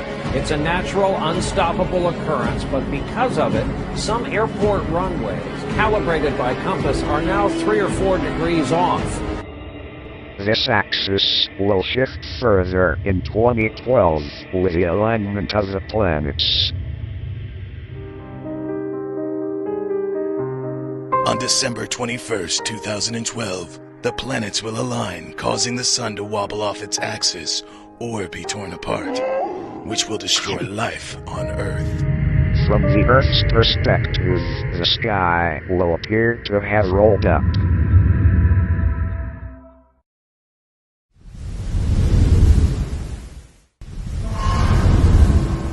When he opened the seventh seal, there was silence in heaven.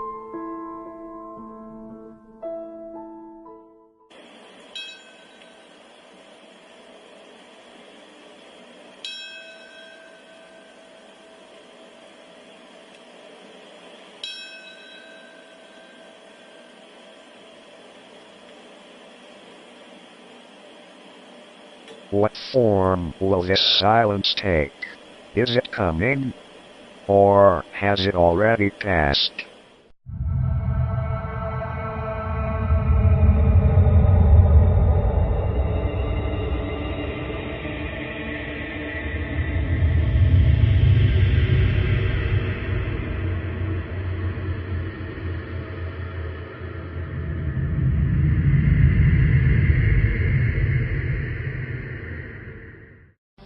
Dozens of dead birds seemingly dropping from the sky. Thousands of birds dropped dead in the Mid-South over the holiday weekend, and biologists are left scrambling to figure out why this happened. In Arkansas, 3,000 red-winged blackbirds, common grackles, and European starlings seemed to fall from the sky starting last Friday. Adding to this mystery, though, is the fact that a local woman started finding numerous dead birds outside her Marshall County home around Christmas time. Near her car, a dead bird. A quick walk to her mailbox, another. Scattered across Sandy's front yard, dead blackbirds. I've never seen anything like that. Never. Sandy first noticed the birds several days ago, but she cleaned them up, not thinking twice. I have outdoor pets, and I just assumed they were bringing them from around the neighborhood. But when she noticed more birds this morning, she panicked. Being that I just seen it on national news, I was scared. She snapped this picture and asked us to investigate. When I started seeing more and more, I thought this has got to be something.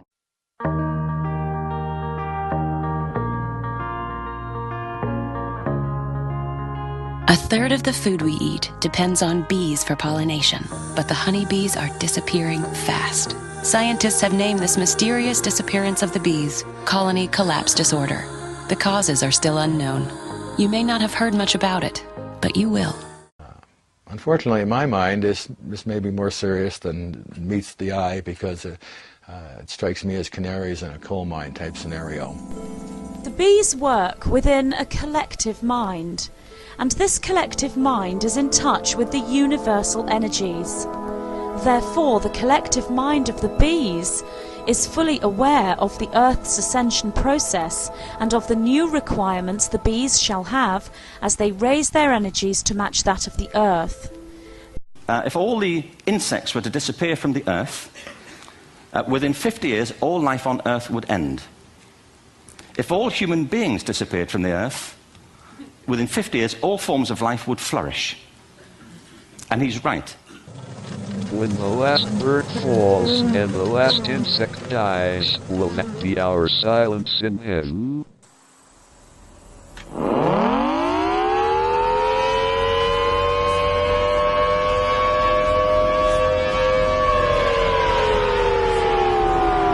The 7 seals have passed. And I saw 7 angels who stand before God, and to them were given 7 trumpets. So the 7 angels who had the 7 trumpets prepared themselves to sound.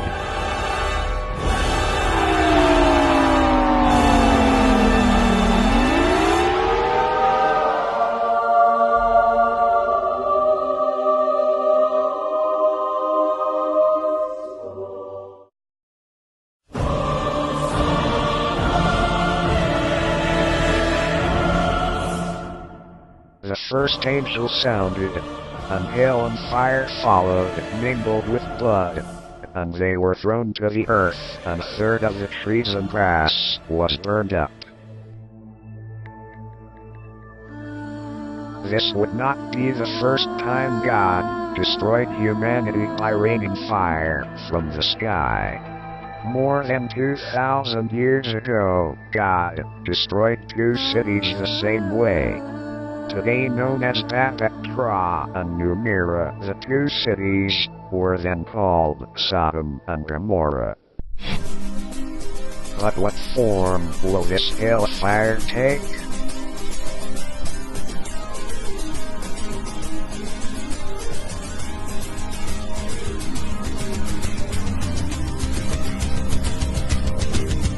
Asteroids and meteors strike the Earth all the time, with increasing frequency.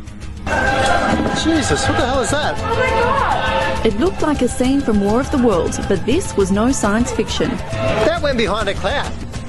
We have developing news from Western Canada tonight, where it appears a meteorite has fallen to Earth. There have been hundreds of reports of a massive fireball lighting up the sky. The security camera at the CTV Edmonton station captured stunning images of the fiery object as it fell to Earth. Now, the camera captured a bright light in the sky. You can see just before 5:30. A video has been released showing a howling fireball streaking through the sky above America's Midwest late last night. Many also reported hearing a thundering sound. It looked like a huge fireball, caused houses to rattle, and there were even reports of a sonic boom.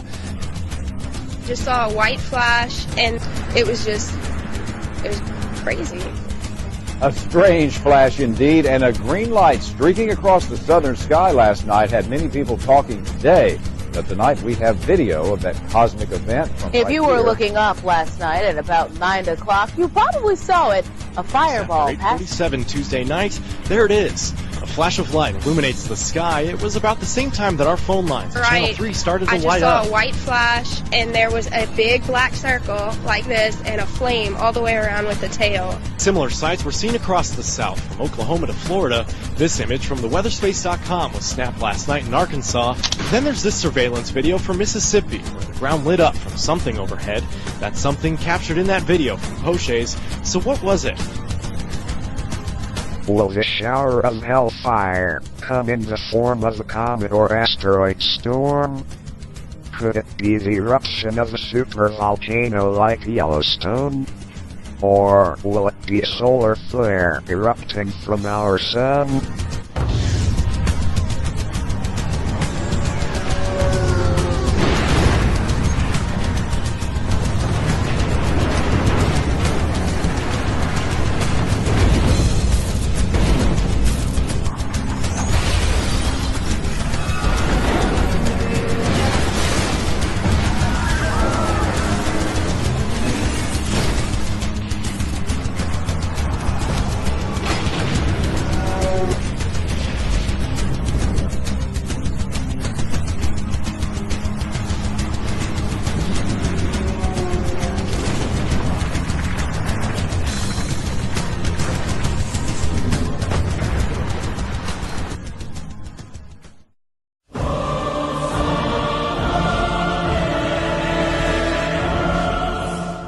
Then the second angel sounded.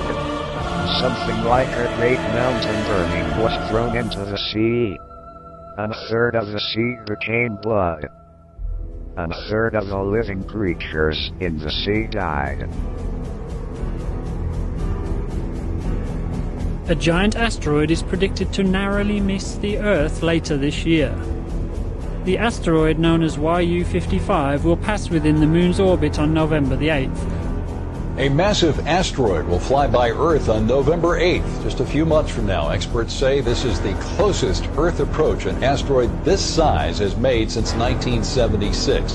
The asteroid is 1,300 feet in diameter. The asteroid will pass within the orbit of the Moon, around 200,000 miles from Earth. Scientists have said YU-55, which orbits the Sun once every 14 years, will pose no threat to the Earth for at least another century.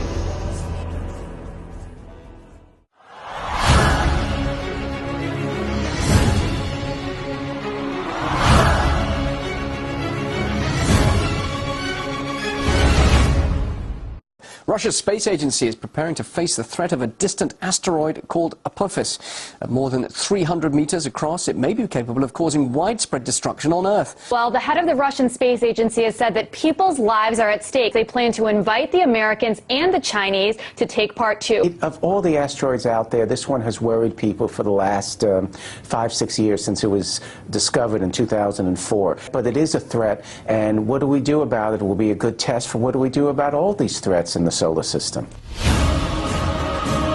The fact is, we are narrowly missing collisions with meteors and asteroids all the time.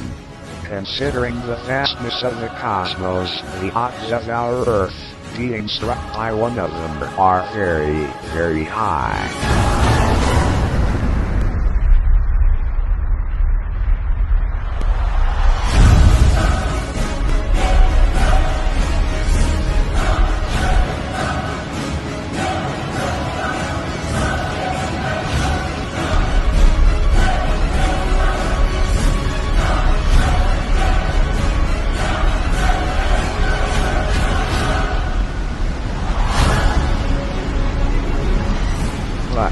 Asteroids and meteors are not the only celestial objects approaching our Earth right now.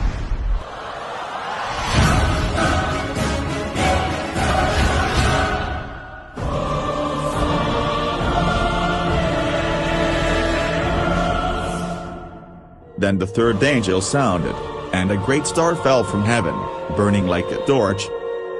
And it fell on a third of the rivers and on the springs of the water, and the name of the star is Wormwood. And many men died from the water, because it was made bitter.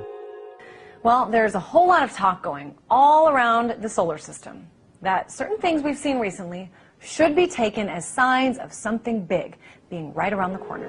And now, We're expecting a comet, Comet Yellin-in. It will be coming close to Earth, relatively speaking, in just a few short months. What's the big deal here? Why should we care about this? Well, that's a really good question. A lot of people are concerned about it. We've done a lot of research on Comet Yellin-in, and what we found is there's a lot of missing data on this comet. That it doesn't look like a comet, it doesn't act like a comet, it's coming in from an area that comets don't normally originate from. So there are a lot of things about this comet that don't make sense. Couple that with the arrival of a very large asteroid along around the same time, coming in from a different angle, and the launch of the new emergency alert system on the same day of the arrival of that asteroid. And you have some very strange coincidences that it seems the officials are not being upfront about. One of them gets bumped, or like a billiard ball on a pool table, and is knocked into a different orbit.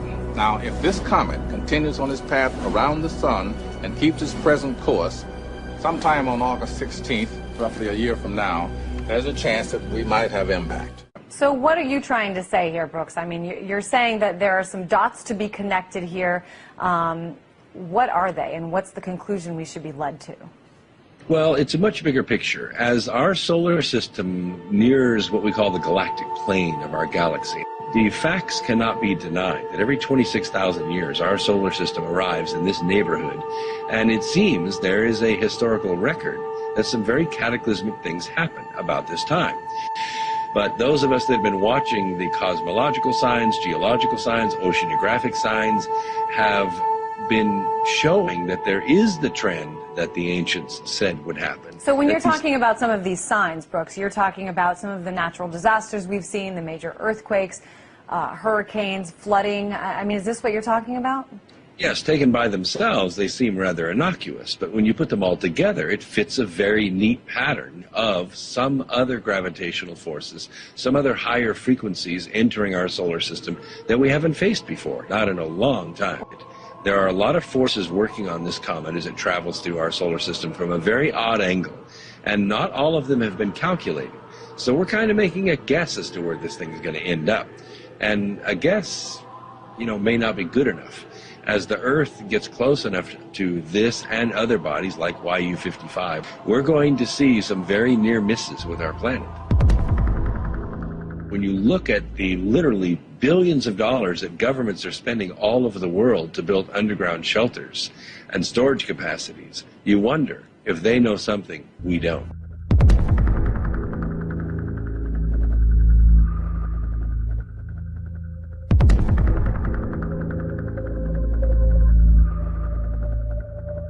And we look at where governments are spending their money. For instance, recently Russia announced that they're building 5,000 more underground shelters. Why? Because they don't have enough shelters for all their people. Against what? 5,000 new emergency bomb shelters will be created in Moscow. The city has just given architects the task of coming up with the designs.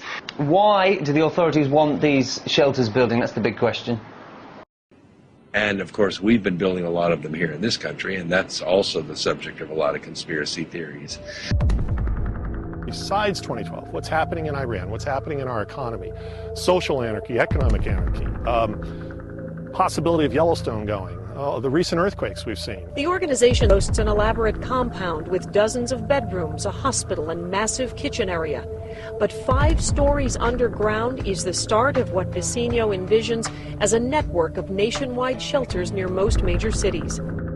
And we have NASA's little video warning that went out to all the family of NASA employees to get their food storage together, get their water storage together, have an escape plan so that they can go from where they are to where their family is should the communication systems be knocked out. They've given me a few minutes just to talk to all of you in our NASA family about emergency preparedness. Think about the natural disasters that could occur in your area. Think about attacks that could come like 9/11 from outside forces, and talk to your family about your work and what they need to do to prepare for the unforeseen. But the comet does not have to strike Earth for the prophecy to unfold. We merely had to pass through its tail, which has appeared. And since then, many of our waters have since turned bitter. And more of our waters are being poisoned all the time. But what if Wormwood is not actually a comet at all and has already passed? On April the 26th, 1986, as Soviet scientists conducted safety tests at the Chernobyl nuclear plant, reactor number 4 exploded, triggering one of the worst disasters mankind has ever known.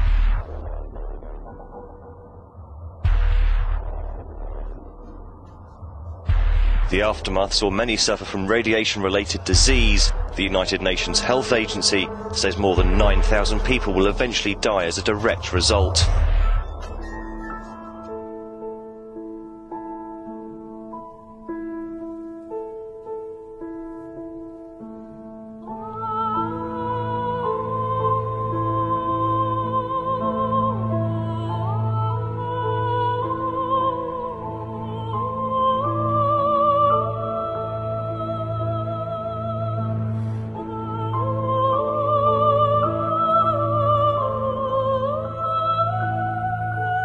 And the Russian word Chernobyl means wormwood.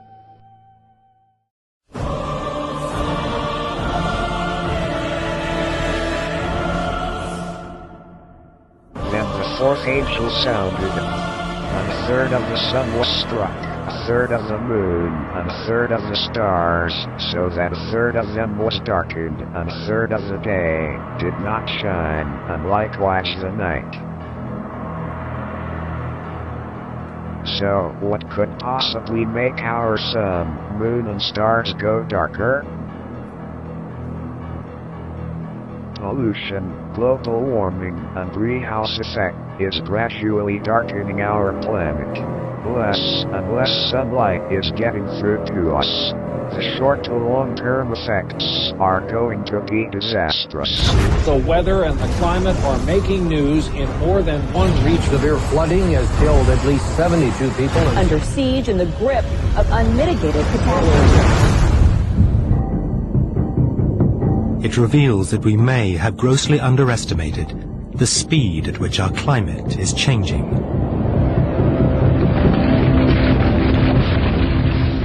At its heart is a deadly new phenomenon.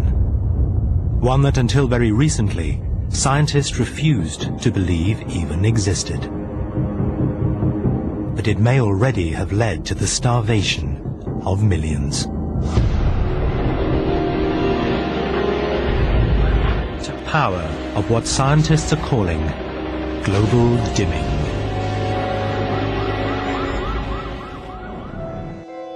But just as global dimming may have lulled the public and politicians into a false sense of security about climate change, has it misled climate scientists about the real power of the greenhouse effect to change global temperatures?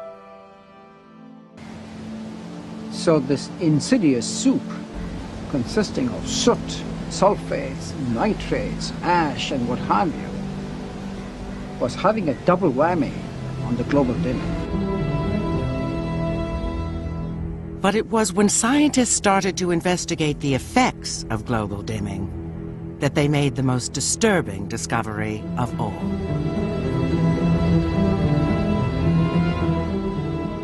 These more reflective clouds could alter the pattern of the world's rainfall,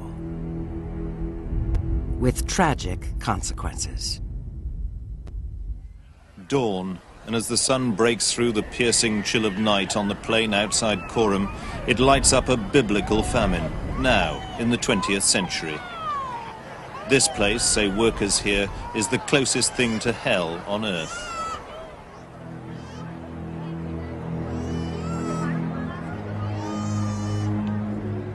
The 1984 Ethiopian famine shocked the world. It was partly caused by a decades-long drought right across sub-Saharan Africa, a region known as the Sahel.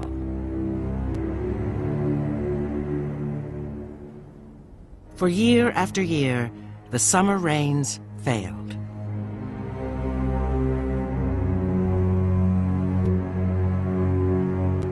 There were many factors at work, but now there's evidence that among them was global dimming.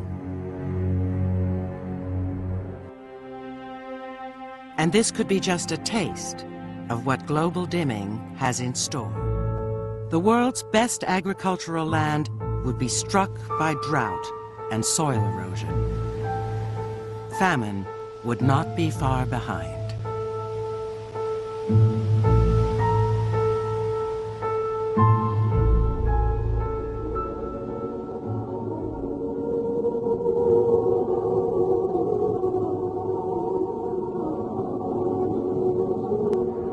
But, of all the terrible signs and judgments we've seen until now, the worst is still to come. And I looked, and I heard an angel flying through the midst of heaven, saying with a loud voice, Woe, woe, woe to the inhabitants of the earth, because of the remaining blasts of the trumpet of the three angels who are about to sound. If every predicted judgment until now has come to pass, then what if the rest is also true and still coming?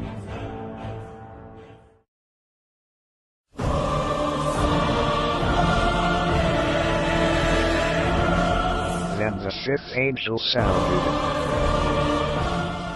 and I saw a star falling from heaven to the earth. Unto him was given the key to the bottomless pit. And he opened the bottomless pit, and smoke arose out of the pit like the smoke of a great furnace. And the sun and the air were darkened because of the smoke of the pit. Then out of the smoke locusts came upon the earth. Unto them was given power, as the scorpions of the earth have power. And they were not given authority to kill them, but to torment them for 5 months. And their torment was like the torment of a scorpion when it strikes a man.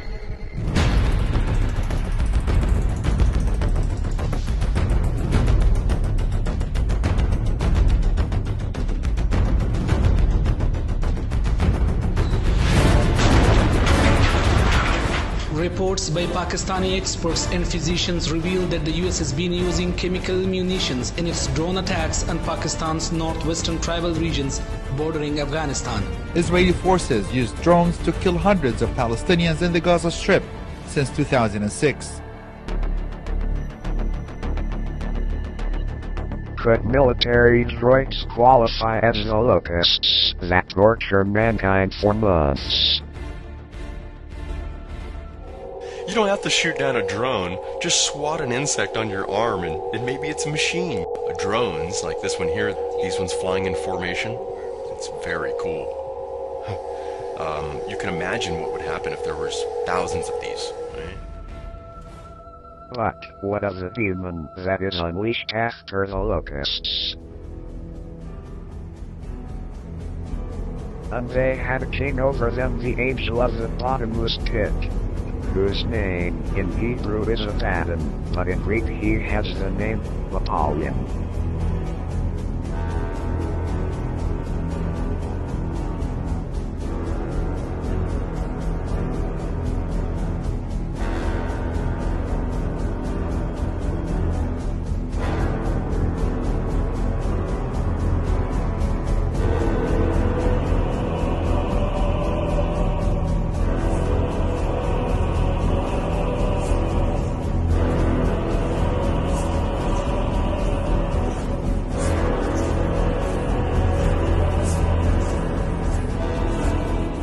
Abaddon, Apollyon, Baphomet, Shiva the Destroyer, fallen angel and keeper of the abyss. But who is this demon about to be unleashed on earth? And which portal on earth or in the heavens will serve as the abyss that unleashes Abaddon?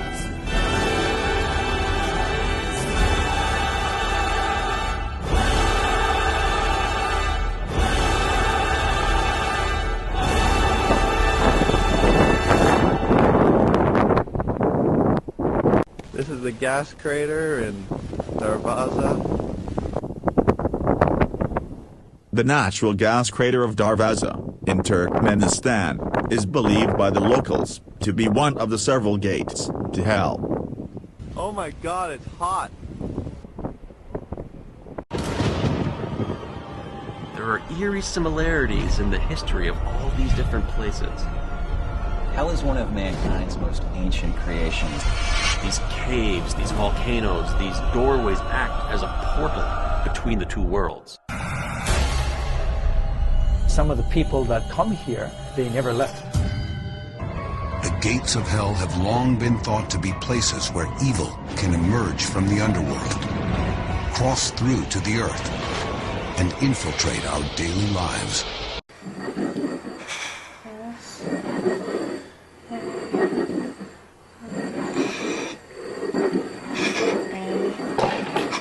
Are you okay? Bethard, oh my god! Bethard!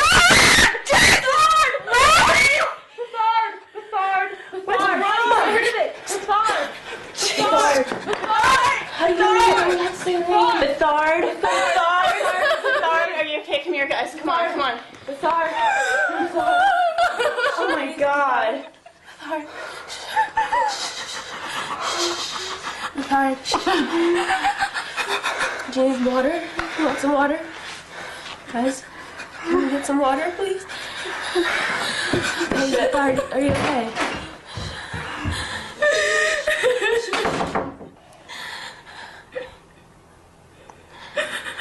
Welcome to hell.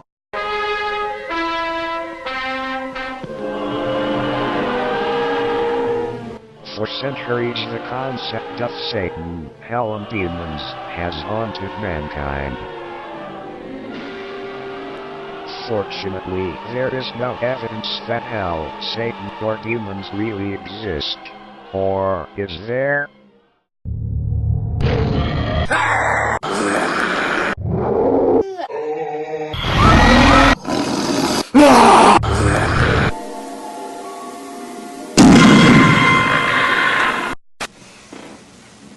Hi, my name is Val Kanchelov, and I would like to introduce to you my son Yuel, who is 10 years old. A few weeks ago, he had a dream in which the Lord showed him the reality of hell. People had shekels on their legs, and the fire there, it never burnt out, and there was these reptile creatures that ate your skin. In 1989, some Russian scientists of Siberia drilled a hole 9 miles deep before breaking through to a cavity.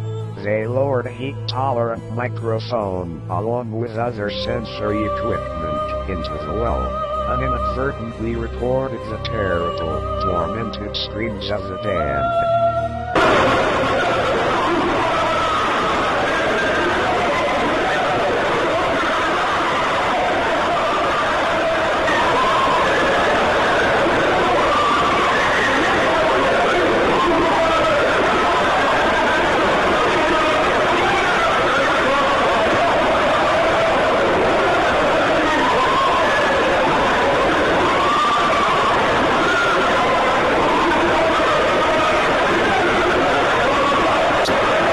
The recording was later dismissed as a hoax. You know nothing. Hell is only a word. The reality is much, much worse.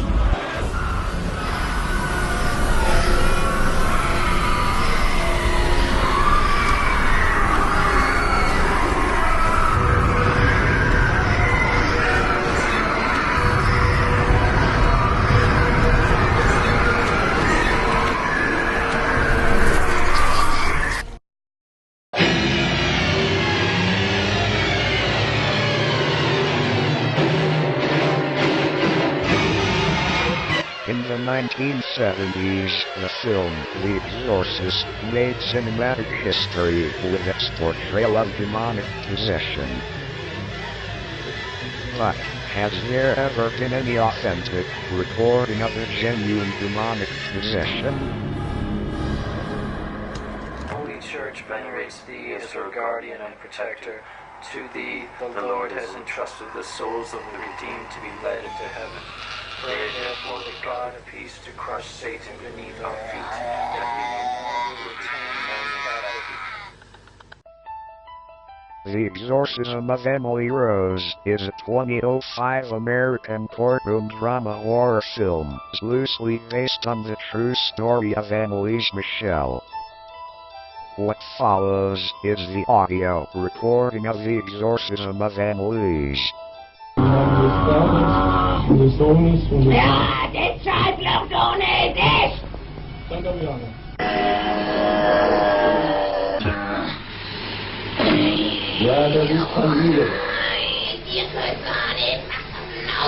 But Annalise Michel is not the only one to have undergone exorcism.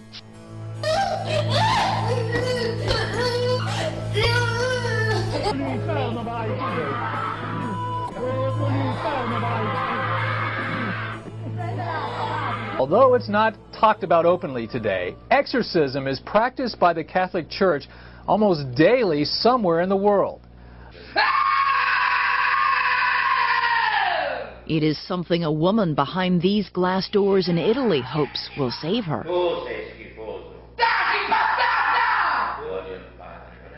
Exorcism, the casting out of demons through ritual prayer, is practiced in many faiths. It is most often associated with one, Roman Catholicism. Some time ago in this Litchfield home, wife and mother Pat Redding felt as if she were possessed by evil spirits. She went through a series of 16 exorcisms, witnessed firsthand by her daughter Michelle.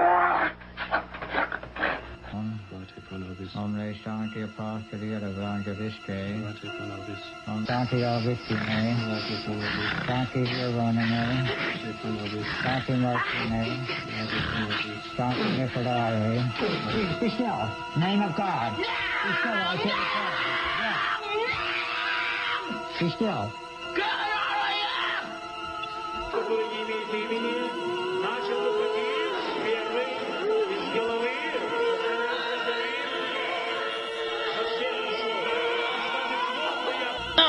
Leave. No! No!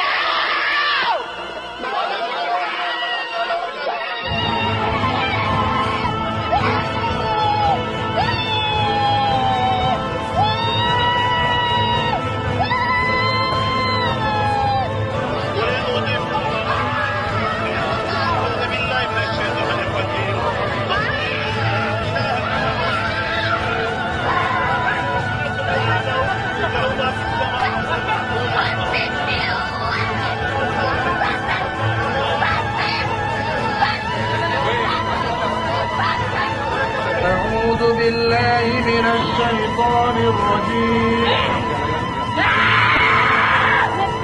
الله الرحمن الرحيم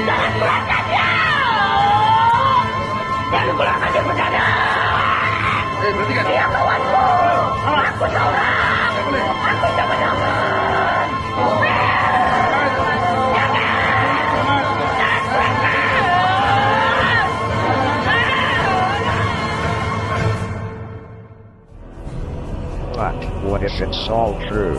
What if a realm like hell actually exists? If we are capable of conjuring nightmarish creatures from the darkest recesses of our imagination, then isn't our Creator? Is it totally inconceivable that, somewhere beyond our known universe, exists a realm of pure evil, pure agony? Beings radically more advanced than us, dedicated to the worship of unadorned horror. And what if they are coming for the great harvest?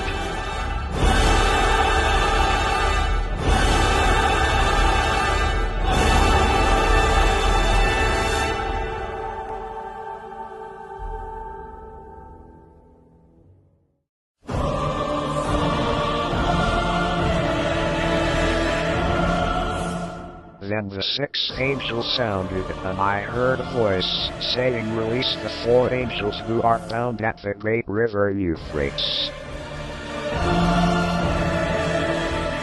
The Euphrates, great river that borders the land God promised to the Israelites thousands of years ago. To your descendants I give this land, from the river of Egypt to the great river, the Euphrates.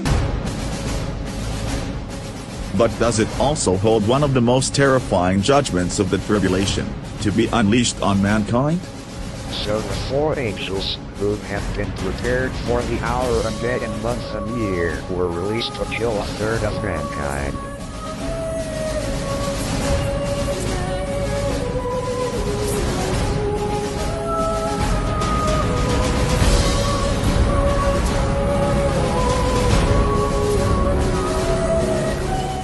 You may not believe in angels any more than you believe in fairies. But millions of people around the world swear they exist and have been with us, watching and guiding us, since the very beginning. Do angels exist? Well, according to a Time magazine survey, more than 2/3 of all Americans believe that they do. If so, where do they come from? When angels appear, they begin to do things that defy our laws of physics. I don't think they actually had wings. It was ancient man's way of saying they had the power of flight. Are angels really supernatural beings from heaven? Or something more?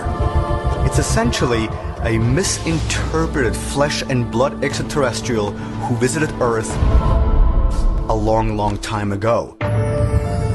What if it were true? Did ancient aliens really help to shape our history? If so, might angels really be travelers visiting the Earth from distant planets?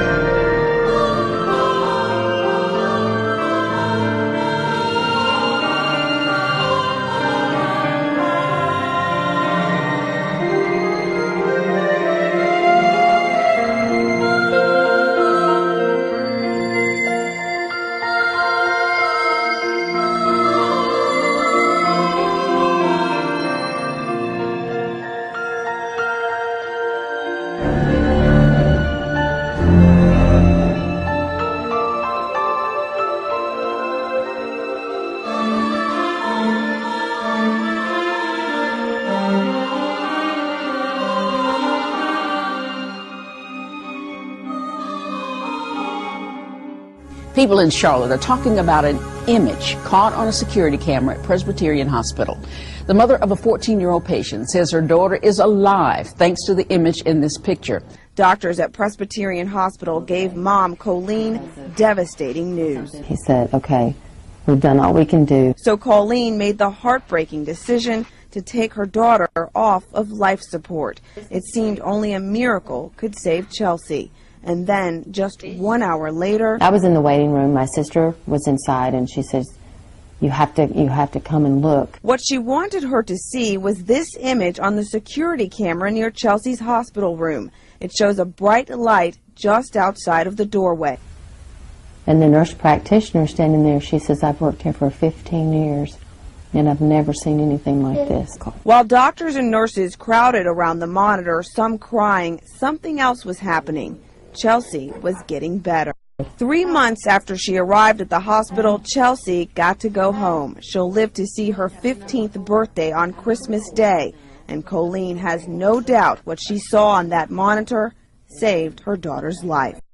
The angel sightings began when a nurse said she noticed a man standing behind the door. And each time she opened the door to let him in, he was gone.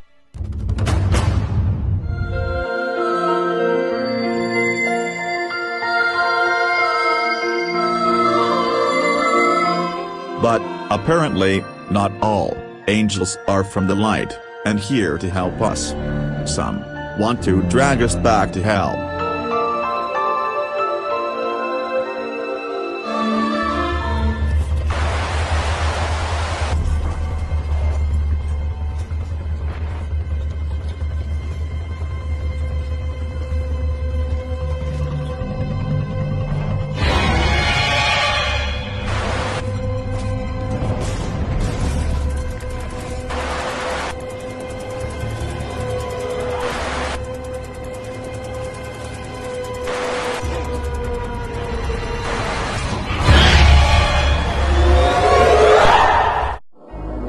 Kabbalah is a collection of Jewish magical texts which were given to mankind via psychic communion with a fallen angel called Raziel. Archangel Raziel, April 4, 2010. Galactic Federation of Light.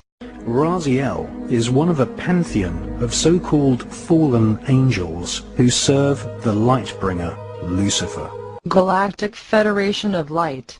The Kabbalah describes the many angels and demons who inhabit the spiritual realm.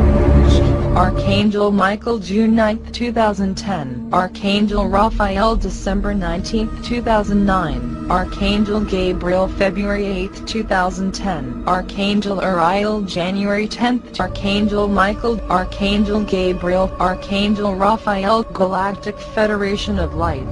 The First Contact.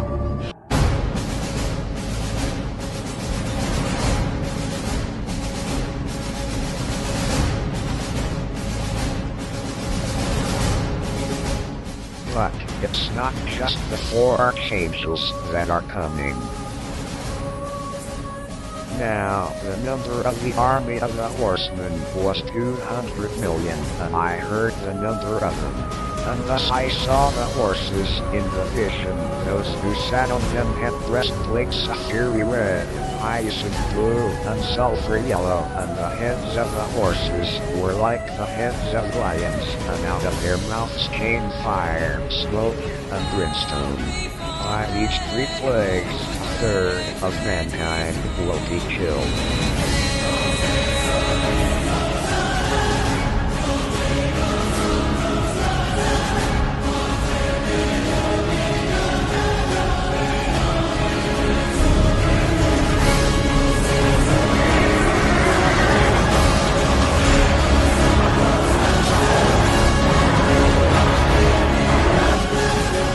But where could so many warrior horsemen come from? The United Arab Countries, Russia, China, an alliance of all 3? Or are we possibly looking at a more sinister interpretation of the horsemen? Not horsemen, but machines of war.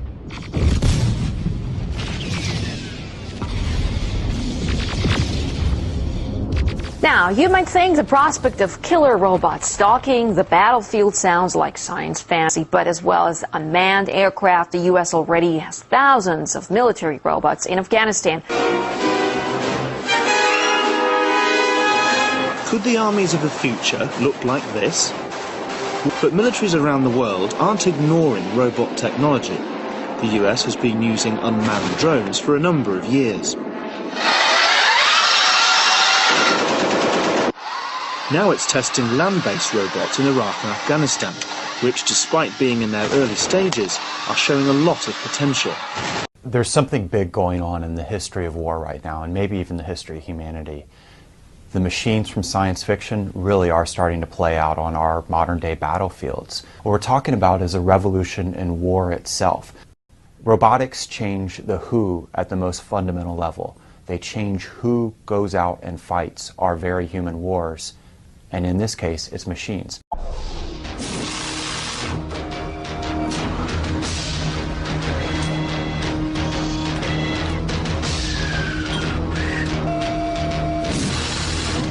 Straight out of a sci-fi movie and into reality, the U.S. military wants robots. In today's Big Eye, we want to show you what the future of war could look like. First, let's start with who is in charge of technology developments for the military. That is the U.S. Defense Advanced Research Projects Agency, or DARPA, an agency that is the stuff of mystery novels.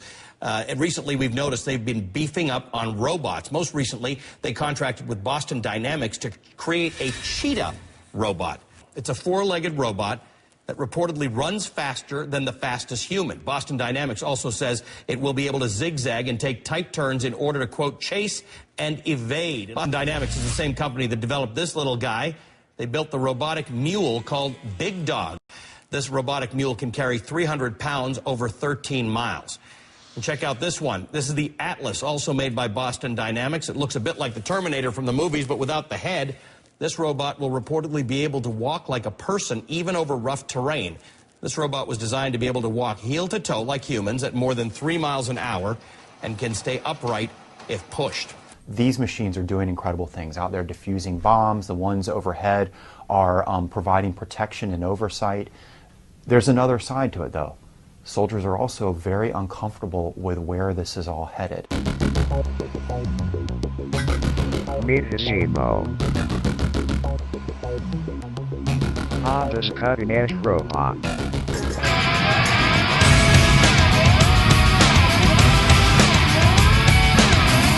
Asimo has successfully mastered walking and can run approximately 5.5 miles per hour. Asimo can perform multiple tasks with dexterity. How long before they give him a gun? Or are his battle-ready relatives being created as we speak? But if this is what is available to the consumer, what has the military developed by now? And now we're creating something incredible and new. This new technology that may even be a new species one day. But the reason that we're doing that is because of war.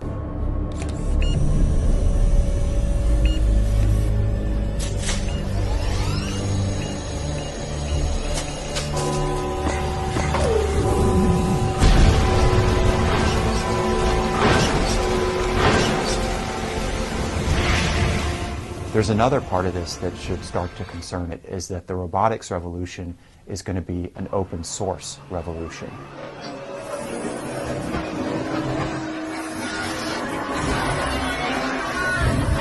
The robotics revolution is underway. What if the coming armies of horsemen or the Battle of Armageddon is going to be fought between humans and machines?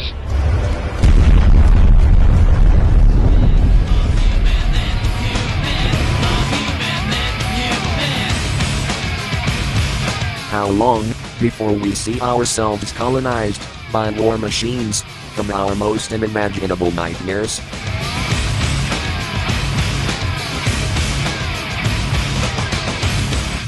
However, according to John, it's not just the armies of horsemen or war machines that are coming.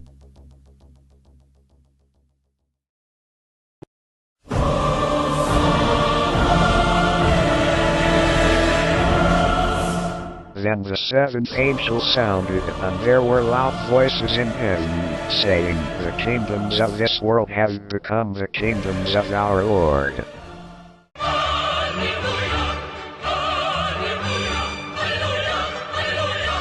The Messiah, still coming? Or, been and gone?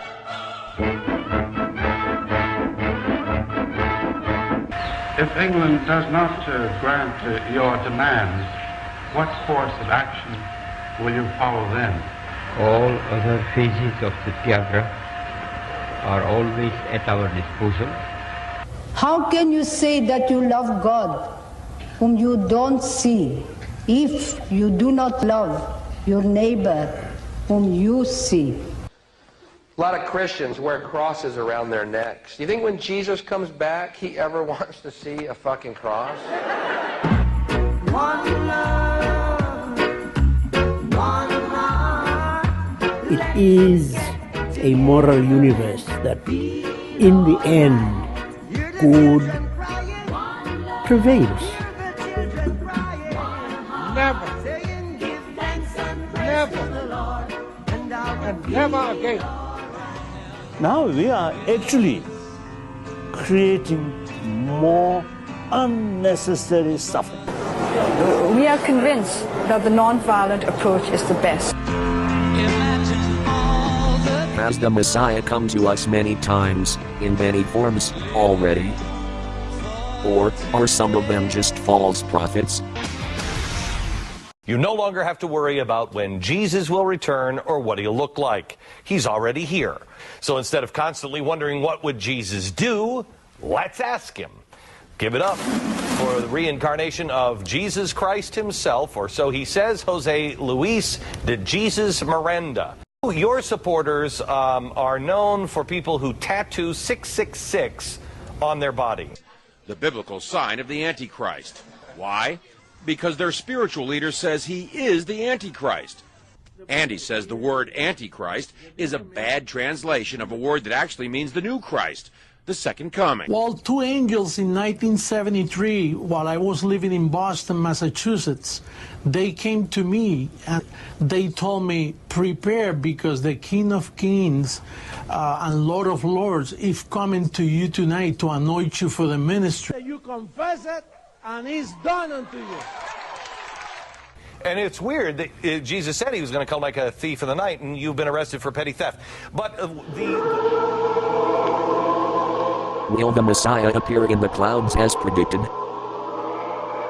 Is it already happening?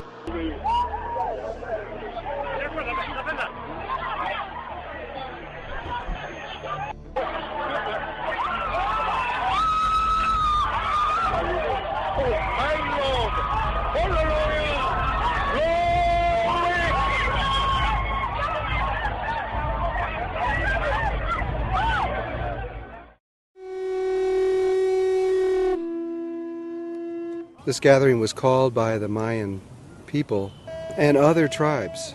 These are tribes from all over North and South America and from other countries, Japan and Europe and all over. And the reason it was called is because this ceremony and the ceremonies that are taking place had to happen within this very narrow amount of time for the prophecies to be completed. What is secretly behind this is ancestors returning from long ago into this time. Paris, 1931. Une loi du Parlement français vient de confier à Marcel Griaule la direction d'une mission scientifique en Afrique. 4 mois après avoir quitté Dakar, la mission Griaule découvrait le pays d'Ogon dans l'actuelle République du Mali, alors colonie française. En arrivant au pays d'Ogon, il note le 29 septembre 1931 « Formidable religiosité. Le sacré nage dans tous les coins. Rien ne rit plus ici, ni la nature ni les hommes. » In 1937, 2 French anthropologists, Marcel Griaule and Germain Dieterlen, traveled to Mali, West Africa, where they lived with and studied the Dogon tribe for 15 years. As the story goes, 4 Dogon priests, Hogons from the cult of Lib, shared their most important secret tradition with the scientists, about the star Sirius, which is 8.6 light-years from the Earth. The Dogon priests said that Sirius had a companion star that was invisible to the human eye, a fact that astronomers had suspected since 1844, and have since named Sirius B. The Dogons led the anthropologists to where they were visited by beings from that star. Beings that they called the Namo.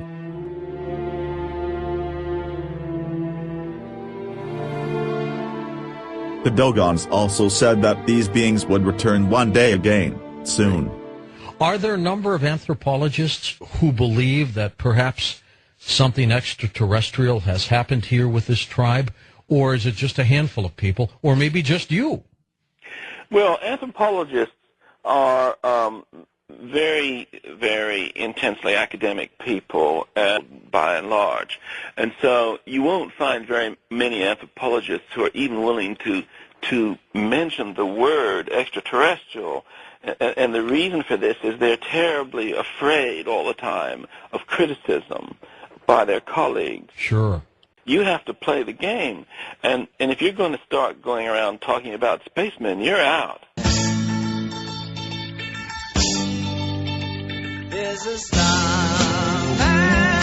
waiting in the sky. He'd like to come and meet us, but he thinks he'd blow our minds. Much has been written about the possibility that our ancestors are aliens about to return. What if the Messiah is plausibly just the leader of a highly evolved alien species about to return for the harvest of souls?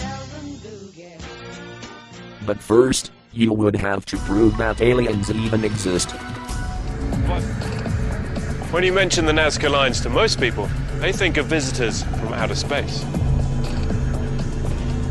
This theory might seem a bit far-fetched, but there are people in the sci-fi community and even in the mainstream who believe that aliens had something to do with the making of the Nazca Lines. Because I understand that you believe that there was some external intelligent form which helped complement the Nazcans in being able to build these lines. As a researcher, I cannot prove it, but I suspect that yes, they are from out of this planet. The theory goes something like this. The lines were constructed to signal visitors from other planets, and as runways for their spaceships. Looking down at them from the air, it does seem vaguely plausible. Britain's Ministry of Defense is today refusing to comment on a report that their pilots spent years trying to shoot down UFOs. Many of the witnesses were pilots, police officers. Sometimes these things were tracked on radar, and on occasions jets have actually been scrambled to try and intercept these things. From the MiG-21, the camera plane and 3 others were scrambled to intercept an unknown craft flying at very high speed, which is visible here as a large cylindrical-shaped object. And as the Russian planes close in, the UFO suddenly picks up speed and disappears. A former astronaut who walked on the moon says aliens exist and that the government has been covering up incidents of contact for years now. Dr. Edgar Mitchell says aliens have visited our planet, and he believes the government covered up the discovery of an alien spacecraft in 1947, as well as 4 alien bodies that were found in the desert. Thank you all very much. Before Gordon Cooper entered the space program, he had his own encounter with a different type of space traveler. While flying over Central Europe, his fighter squadron came upon a formation of UFOs. There were a number of extraterrestrial vehicles out there cruising around, flying the same kind of formation we fly in our fighters. They didn't have wings, they were saucer-shaped, and we never could get as high or as fast as they were. So what is it that you want to see the Obama administration release? What is it specifically? What do you think is there that we need to see? Well, the other nations, and this has been a global phenomenon, other nations and just in recent history, all of their files have been opened up, and there's no reason in the world why the U.S. files should have been reticent in opening ours too. Just finishing up, this is the Vatican now, a 5-day conference on aliens.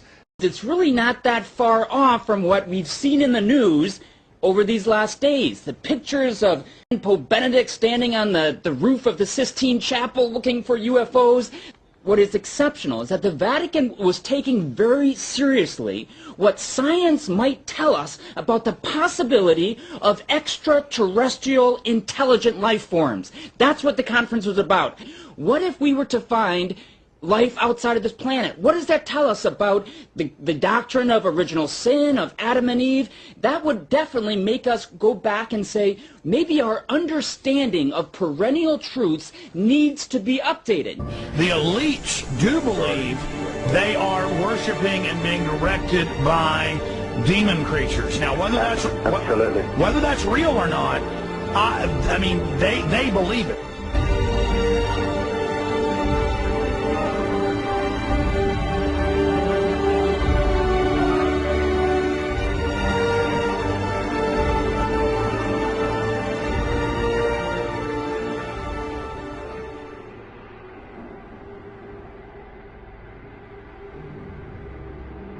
You're on the air. Hello. Hello, Art. Yes. I don't have a whole lot of time. They'll triangulate on this position really soon. So you can't spend a lot of time on the phone. So give us something quick. Area 51. Yeah, that's right. Were you an employee or are you now? A former employee. Former employee. I was let go on a medical discharge about a week ago, and okay, what we're thinking of as aliens, Art, they're extra-dimensional beings that an earlier precursor of the space program made contact with. They are not what they claim to be. They have infiltrated a lot of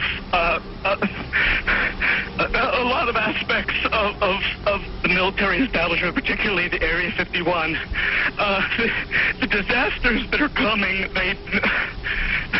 the the military, the government knows about them, and there's a lot of safe areas in this world that they could begin moving the population to now, Art.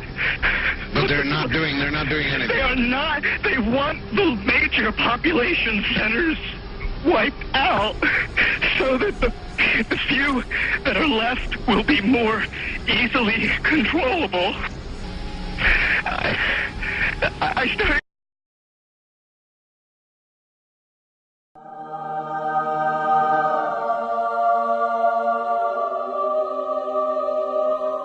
This latest video that we have is extremely interesting. I want you to tell us at home whether or not you think this is an abduction. Take a close look at this. Field of cows. Well, how do you explain that then? There you go. Yep. That's an abduction. That is definitely an abduction.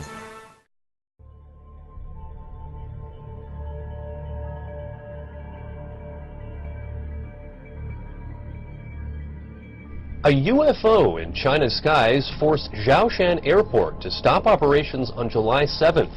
Outbound flights were grounded after the unidentified flying object was detected by a flight crew. The incident has captured the attention of Chinese media, and theories about the UFO's identity are burning up on the internet as well. Some Chinese residents are on edge this morning after another apparent UFO sighting. It's the second one in 2 weeks. The latest sighting happened just 2 days ago, and people say they saw 4 lantern-like objects forming a diamond shape in the air, hovering in the sky for over an hour. And aviation experts say they don't know what it was. Scientists from all over the world are trying to figure out what caused a mysterious blue light to spiral in the sky over Norway on Wednesday. As UFO sightings go, this one was as good or as weird as it gets. A blue light, small at first, growing into a spiral, and then disappearing into what appeared to be a black hole. Locals say the light appeared to be bigger than the moon. Thousands of Norwegians bombarded the Meteorological Institute to ask what that light could have possibly been.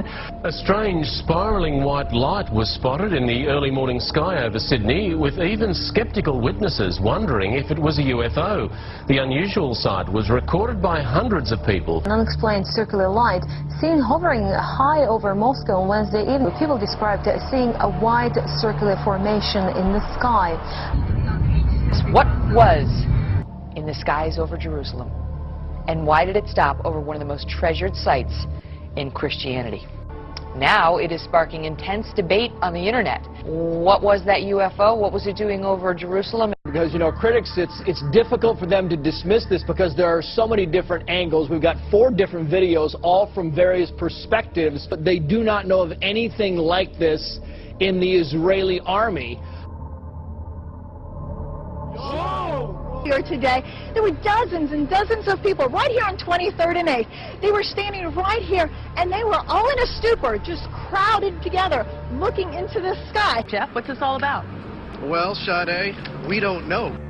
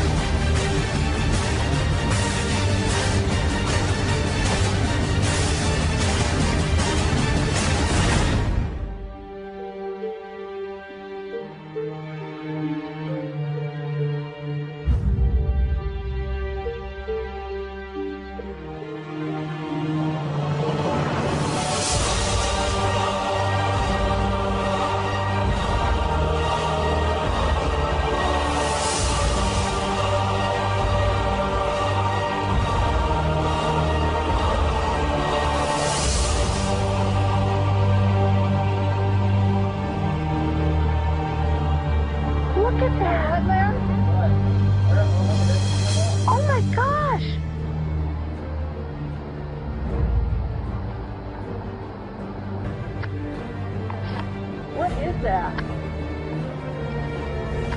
Look what they're doing. Oh my gosh.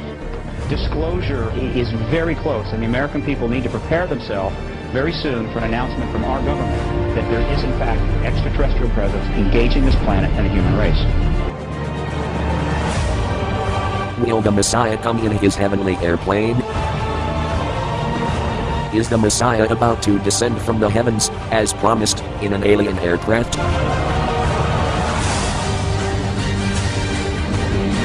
This is a time of transmutation, not only transformation. The transmutation that is contained within yourselves is yearning now to be heard, to be voiced in your words, your actions, your thoughts, the fiber of your being. If you are hearing or viewing this message, be assured, only those who are called to express their message in this time will be called to hear these words. No longer must you remain silent. It is your time to speak.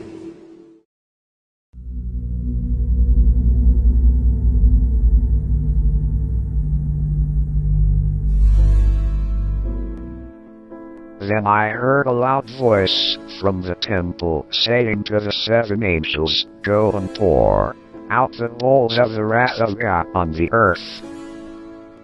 So the first went and poured out his bowl upon the earth. And foul and loathsome sore came upon the men who had the mark of the beast, and those who worshipped his image. That's right, Diane. Doctors still appear to be baffled by this new so-called super flu. They're still unsure of exactly how it spreads, and with it reaching near epidemic proportions, the quarantine was enacted and enforced by the National Guard early this morning. Armed troops are not allowing visitors in or letting employees out. Hospitals are working well beyond capacity. Doctors still unsure as to what has caused the infection and do not believe it's even related to the flu. Plague! We are in the middle of a plague! 40 million infected people is a plague! I'll take your questions. Is it a virus? We don't know. How does it spread? Is it airborne? Airborne is a possibility. We don't know. Is this an international health hazard or a military concern? Both. The people who created AIDS have the effrontery to say that AIDS is a disease of African origin. An investigative journalist from Washington, Wayne Madsen, says the outbreak of the virus is raising suspicion. I spoke to two journalists, one from Mexico City and the other one from Jakarta, Indonesia. And of course, Indonesia had a problem not long ago with bird flu. Both these journalists have been in touch with UN and World Health Organization officials, including a scientist who's dealt with Ebola virus and HIV/AIDS in Africa. And it's their conclusion, these scientists who they've spoken to, that this is a very unusual form of flu because it looks like it is a product of some gene splicing. The flu contains elements of bird flu, two forms of human flu, and various forms of swine flu. To them, it doesn't look like this is naturally occurring. What I find most horrifying is that the same people are telling us a blatant lie that AIDS is incurable. It is curable. Things are out of control down below. The city of Los Angeles is like a war zone. People are dying in the streets by the thousands. And the freeways, right now the freeways are hopelessly clogged. There is no way out of the city. If you're hearing me, stay away from Los Angeles. The city is out of control. The city is lost.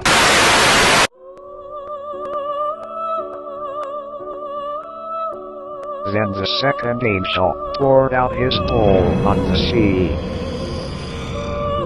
and it became blood as of a dead man, and every living creature in the sea died.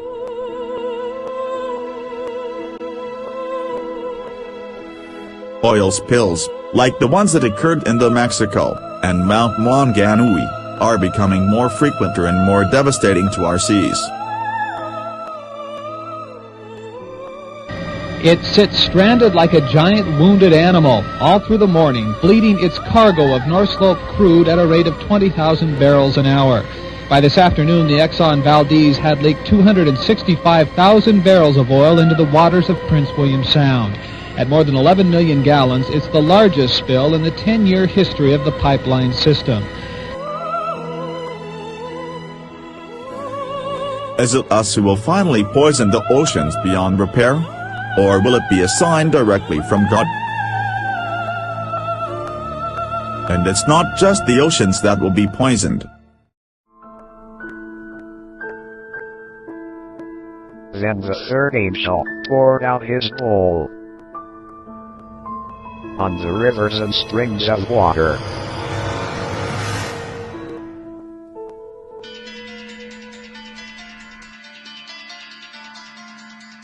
And they became blood.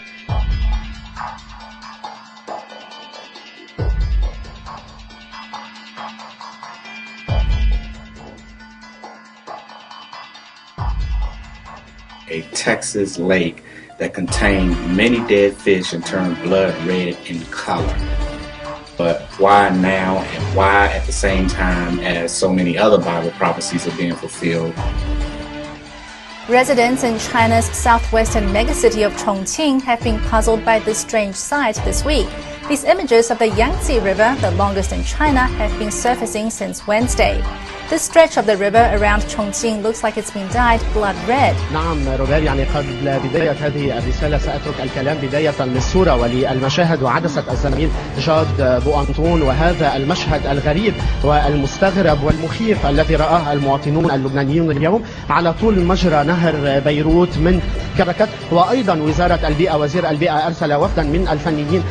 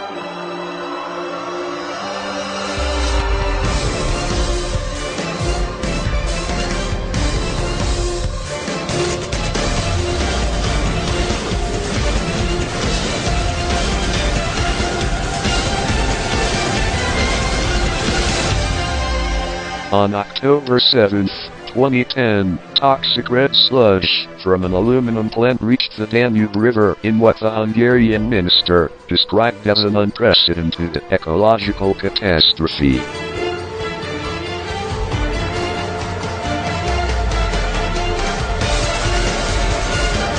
So, why now? Why are our waters turning red exactly when it was predicted thousands of years ago?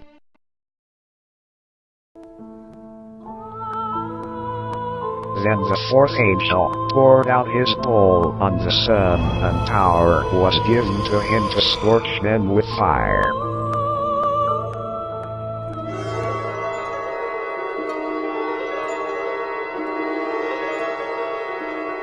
Should we be worried about increasing solar activity? Well, we had a wake-up call just 2 weeks ago. Giant auroras, northern lights as far as Michigan and Wisconsin.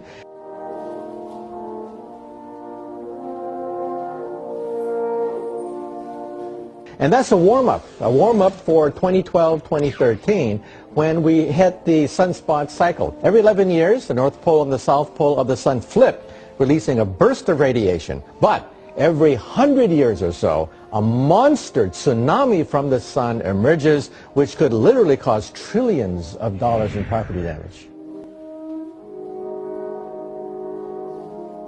I mean, is it going to really affect us like that? It just went from bad to worse. It could paralyze the economy of the planet Earth. But not from a physical perspective. Physical perspective, yeah. 1859, we had a gigantic solar storm which knocked out telegraph wires back then, 150 years ago. Yeah. If that had happened today, it would knock out almost all our satellites, knock out power stations. There would be food riots around the country because refrigeration would stop. Airplanes would probably crash without radar. It would paralyze the planet Earth. Several of our satellites apparently have already been knocked out or at least disrupted because of solar flares. The space station has to worry about solar flares. But a giant one, we have virtually no warning. It's like a giant earthquake. $2 trillion in property damage. And again, this is a once in a century, once in 2 centuries storm. It would be a mess. We'd be thrown back 100 years.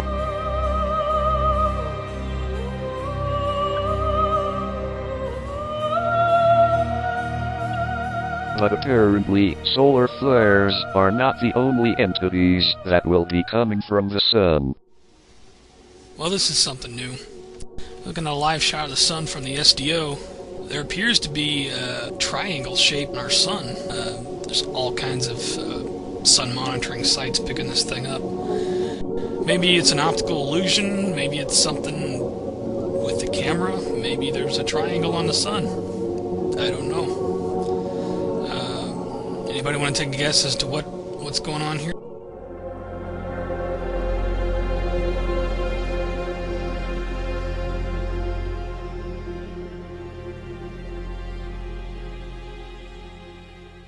Okay, so here we have other pieces.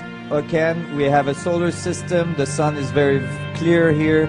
We have a planet with an atmosphere. We have another planet here, and we got an ascending ship here, another one down there, and then one inside the sun. So here we see a UFO coming out of the sun.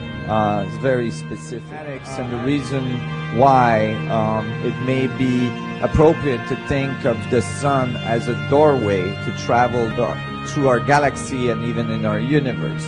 And the ancient people always called it a doorway. Then the fifth angel poured out his bowl on the throne of the beast, and his kingdom became full of darkness. Speaking to you on the 3 days of darkness that are supposed to happen around 2012, a period where it is said that the Earth will be in complete darkness for about 20 hours. 2012. When the Earth moves into the photobelt, we will experience 3 days of darkness, enter a portal, or wormhole, or stargate, that will see us past the photon belt, safely. So with the solar maximums that's happening here in 2012, the amount of energy that the sun is putting out to the surface with all these solar flares and tornadoes and so forth is exceeding the rate of production that's coming through the white hole at the center of the sun, which is connected to the heavenly realm. It's using up more energy than it's receiving from the inner core, and it will go out. That will last 3 days, and then the sun will have replenished itself, and the ignition will take place once again. There is a window between 2012 and 2013 where we will undergo an immense amount of change, intense energies. Well, this is a story that the indigenous have been saying for a long time. If this is corroborated by so many different cultures around the world, that we should at least pay attention to it. It's not about proving this will happen, it's about being prepared in case it does happen. But we do not realize it is really happening now. The world is changing. Our bodies are changing. Our DNA structure is actually changing. I think that this much amount of information, this much amount of energy coming at us is actually going to change our DNA structure very quickly. we will experience this shift. We are the ones who will be alive during the change. And it really is up to us to change the way we live.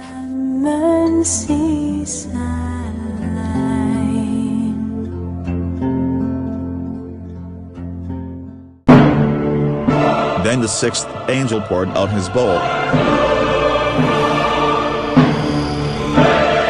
on the Great River Euphrates, and its water was dried up,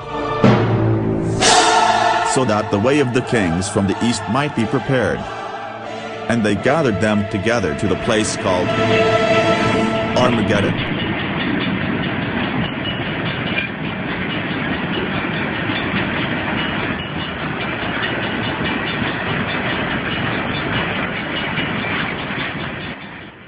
Sit down a minute. What I'm getting ready to tell you, you're not going to hear in the mass media. A massive buildup is in the works. Thousands of U.S. troops now gearing up to go to Israel.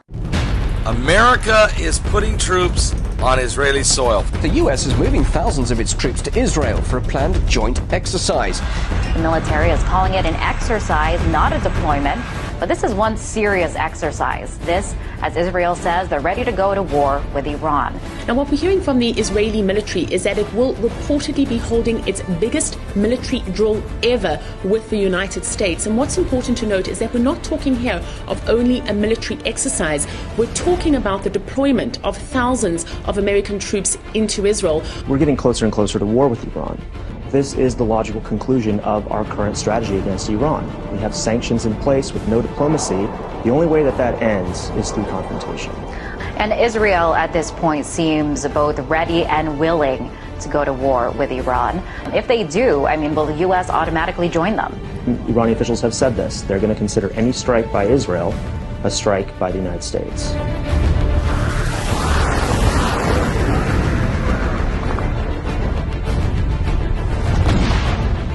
Stand at the precipice. The entire world is rushing towards World War III.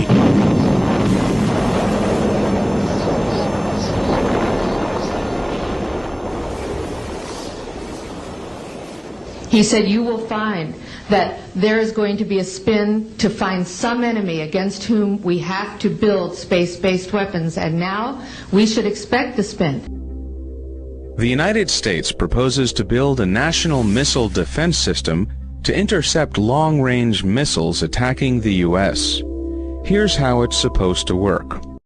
When I was a corporate manager of Fairchild Industries in 1974 through 77, I met the late Dr. Wernher von Braun in order to tell me about the game that was being played. That game being the effort to weaponize space, to control the Earth from space and space itself. The very idea of Star Wars was itself a massive deception. No knowledgeable scientist thought for a minute such a shield was feasible, yet the Pentagon proceeded with this fraud and faked other tests in 1990 and 1991. But he said that it was going to be speeding up faster than anybody could possibly imagine, that the effort to put weapons in space was not only based on a lie, but would accelerate past the point of people even understanding it until it was already up there and too late. The U.S. military has shot down a ballistic missile with an airborne laser beam, as it has the potential to attack multiple targets at the speed of light. A secret space plane, years in the making, now set to launch. The U.S. Air Force plans to launch the X-37B orbital test vehicle tomorrow. The X-37B is an unmanned platform that could be used as a weapon and a means to spy on potential threats. The beginning of the militarization of space. This is the real question here. Is this X-37B the beginning of weaponizing space? I was in charge of all of the advanced space programs, including Star Wars, under Presidents Ford and Carter, when their existence was secret. Space has been militarized for a very long time. And with space, you're playing with fire. A nuclear blast coming from a triple shield in space. You and I are going to be living in a world of pure terror. The strategy that Wernher von Braun taught me was that first the Russians are going to be considered to be the enemy. In fact, when I met him in '74, they were the enemy.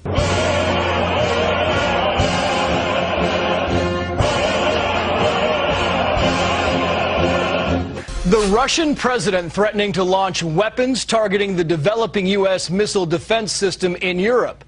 The circumstances could arise in which we had grounds to pull out of the START treaty. We've been clear all along for many years now that this system is not directed against Russia. But as most people know, America has missiles in Iraq, in Afghanistan, South Korea, Japan, and of course regarding Iran, we've got America's closest ally, Israel, which has thousands of missiles. What is the point of putting missile defense stations in Russia's backyard? The New START treaty benefits the security and stability of both our countries, and its implementation is going well. And we see no basis for threats to withdraw from it. First, the Russians were the enemy against whom we're going to build space-based weapons. Then terrorists would be identified, and that was soon to follow. We heard a lot about terrorism. Then we were going to identify third world country crazies. We now call them nations of concern. Rogue states, as they call them, such as North Korea and Iran. Since 2005, Israel has been targeted by 8,000 rocket and missile attacks from Hamas and Hezbollah. Iran has helped fund, train, and arm these terrorist groups.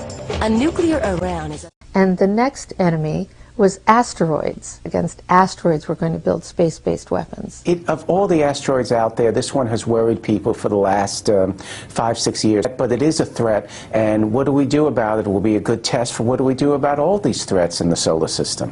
And the funniest one of all was against what he called aliens, extraterrestrials. That would be the final card.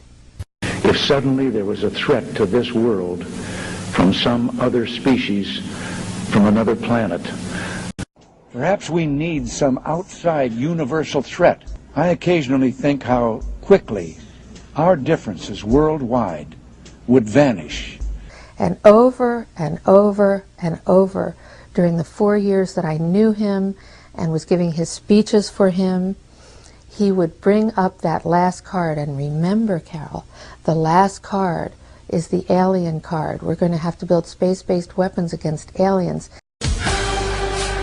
In the back of the book segment tonight, could aliens attack us Earthlings over the global warming situation? The first step is to monitor them, to understand what level of civilization they have, the kinds of weapons. Residents in Cowley County still talking about a mystery craft being seen towed down US 77 yesterday. It was a sight that, for some, won't be forgotten anytime soon. There is this funny sphere that went through on this big trailer, and my first thought was, that looks like a UFO.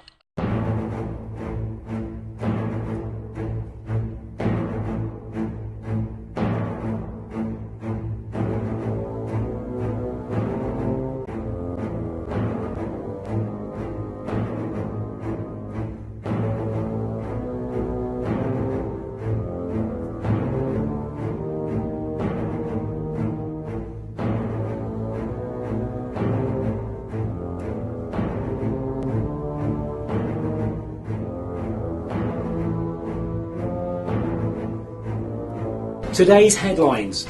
Will October the 13th be the day we establish that there is life on other worlds? Are there giant spaceships heading towards the Earth? Recent light has been shed on the reason that the SETI, or Search for Extraterrestrial Intelligence program, has been cancelled by the government. It seems that something was starting to happen. Government black project ops have taken over some of the antennas and are now processing signals for the exclusive use of the United States Navy. It's 2:45 p.m. Eastern Standard Time, December the 3rd, 2011. We're at SETI Ahead HI-1. It's the Navy site up on these sites lately. Wow, wait till you see this. This is just insane. Look at that, right there next to Mercury. Look at that. It's some sort of ship. What object in space cloaks itself and doesn't appear until it gets hit by energy from the sun? Look at that. What in the hell is that? The government seems to be highly upset that more than one very large object is fast approaching Earth. What is that on screen? No astronomer has seen this before. Scientists say they're clueless about what it might be. And what is it? We don't know. We are stumped. Scientists around the world are saying, what the heck is this object? Oh, it's too small to be a planet or a star or a galaxy, and it's not a comet. There's no gas in the tail of that comet. It's not a meteor because it's not inside the Earth's atmosphere. At the present time, the objects are beyond the orbits of Pluto. It is expected that the objects are in the neighbourhood of 150 miles across by 30 to 50 miles wide. Speculation about what these objects may be range from ark ships that are coming to take away some people just before a cataclysmic event strikes the Earth. Another speculation suggests that we are about to be invaded and the people of Earth are going to be forced into labour to mine certain rare elements. We may be plundered or saved. Either way, the near future is yet to unfold. And all of it, he said, is a lie. Greetings, citizens of Earth. My people have developed technologies which allow us to throw off our physical forms and travel great distances in the blink of an eye. We are in dialogue with your leaders to help the human race survive its infancy, for we believe in you. We are helping your scientists find cures for diseases which afflict your bodies, and helping you to preserve your planet's most precious resources. Many among us wage peace, and one day, with our help, war may be a thing of the past. Our army is 1 billion strong and growing.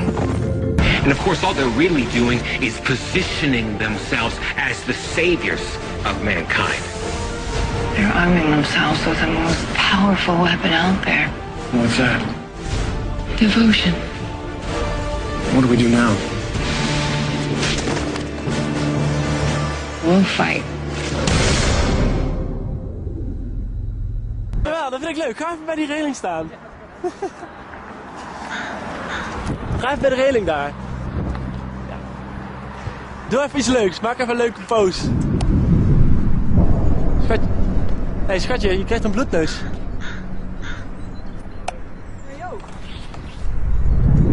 Oh, fuck.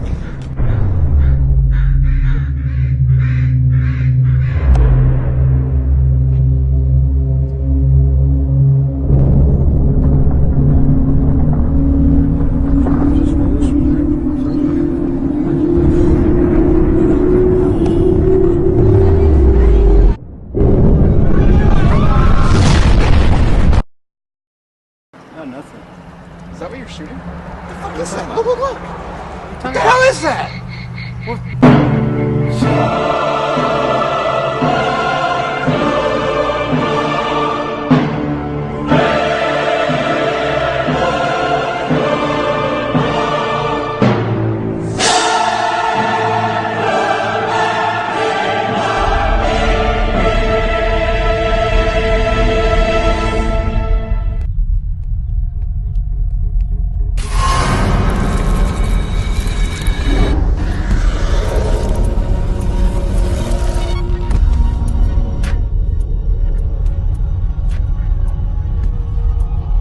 Will mankind finally be colonized by a supreme race of extraterrestrials?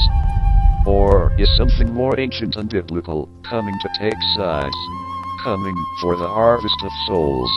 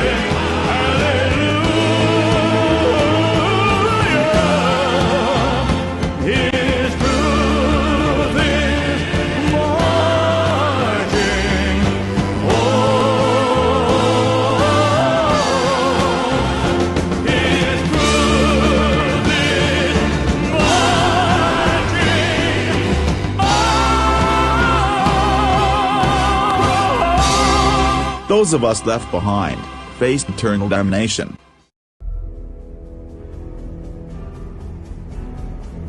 Then the seventh angel poured out his bowl into the air.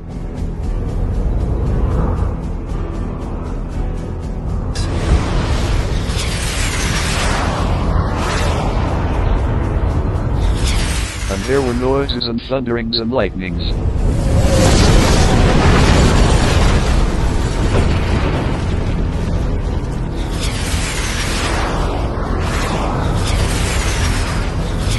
And great hail from heaven fell upon men.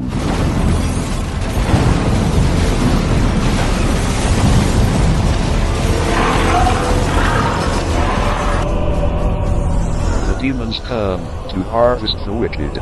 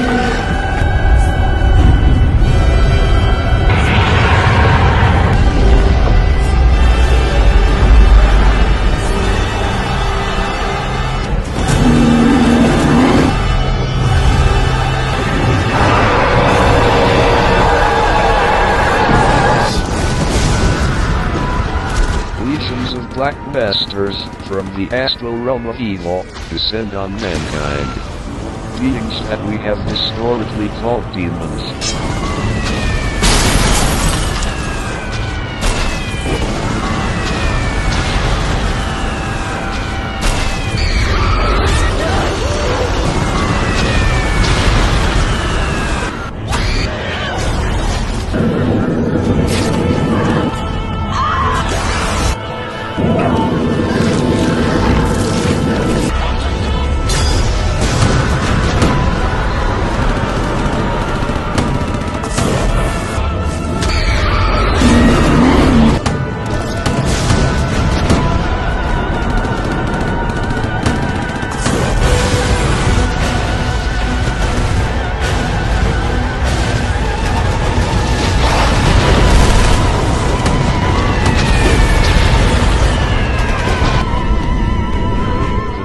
Torture, rape, mutilate and murder our flesh and blood bodies.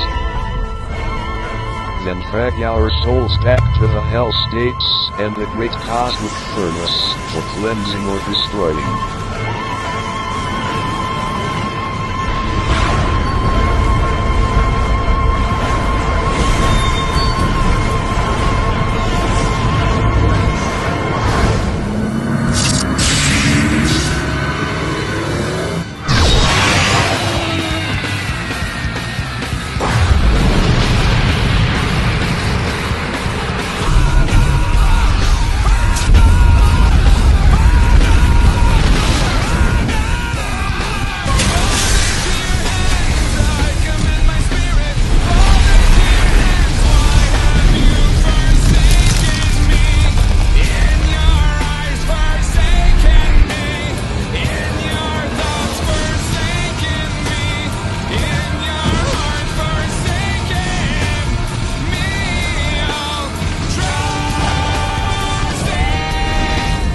There was a great earthquake, as had not occurred since men were on the earth. When angels deserve to die. And a loud voice came out of the temple of heaven, saying,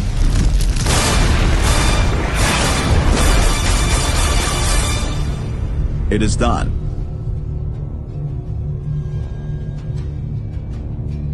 For now, the earth and mankind are still here. But for how much longer?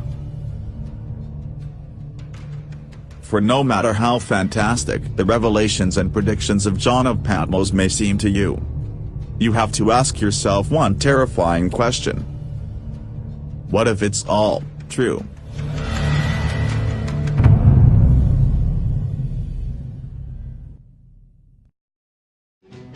Forget your troubles, come on, get happy. better chase all your cares away. Shout hallelujah, come on, get happy. Get ready for the judgment day. Sun is shining, come on, get happy. The Lord is waiting to take your hand. Shout hallelujah, come on, get happy. We're going to the promised land.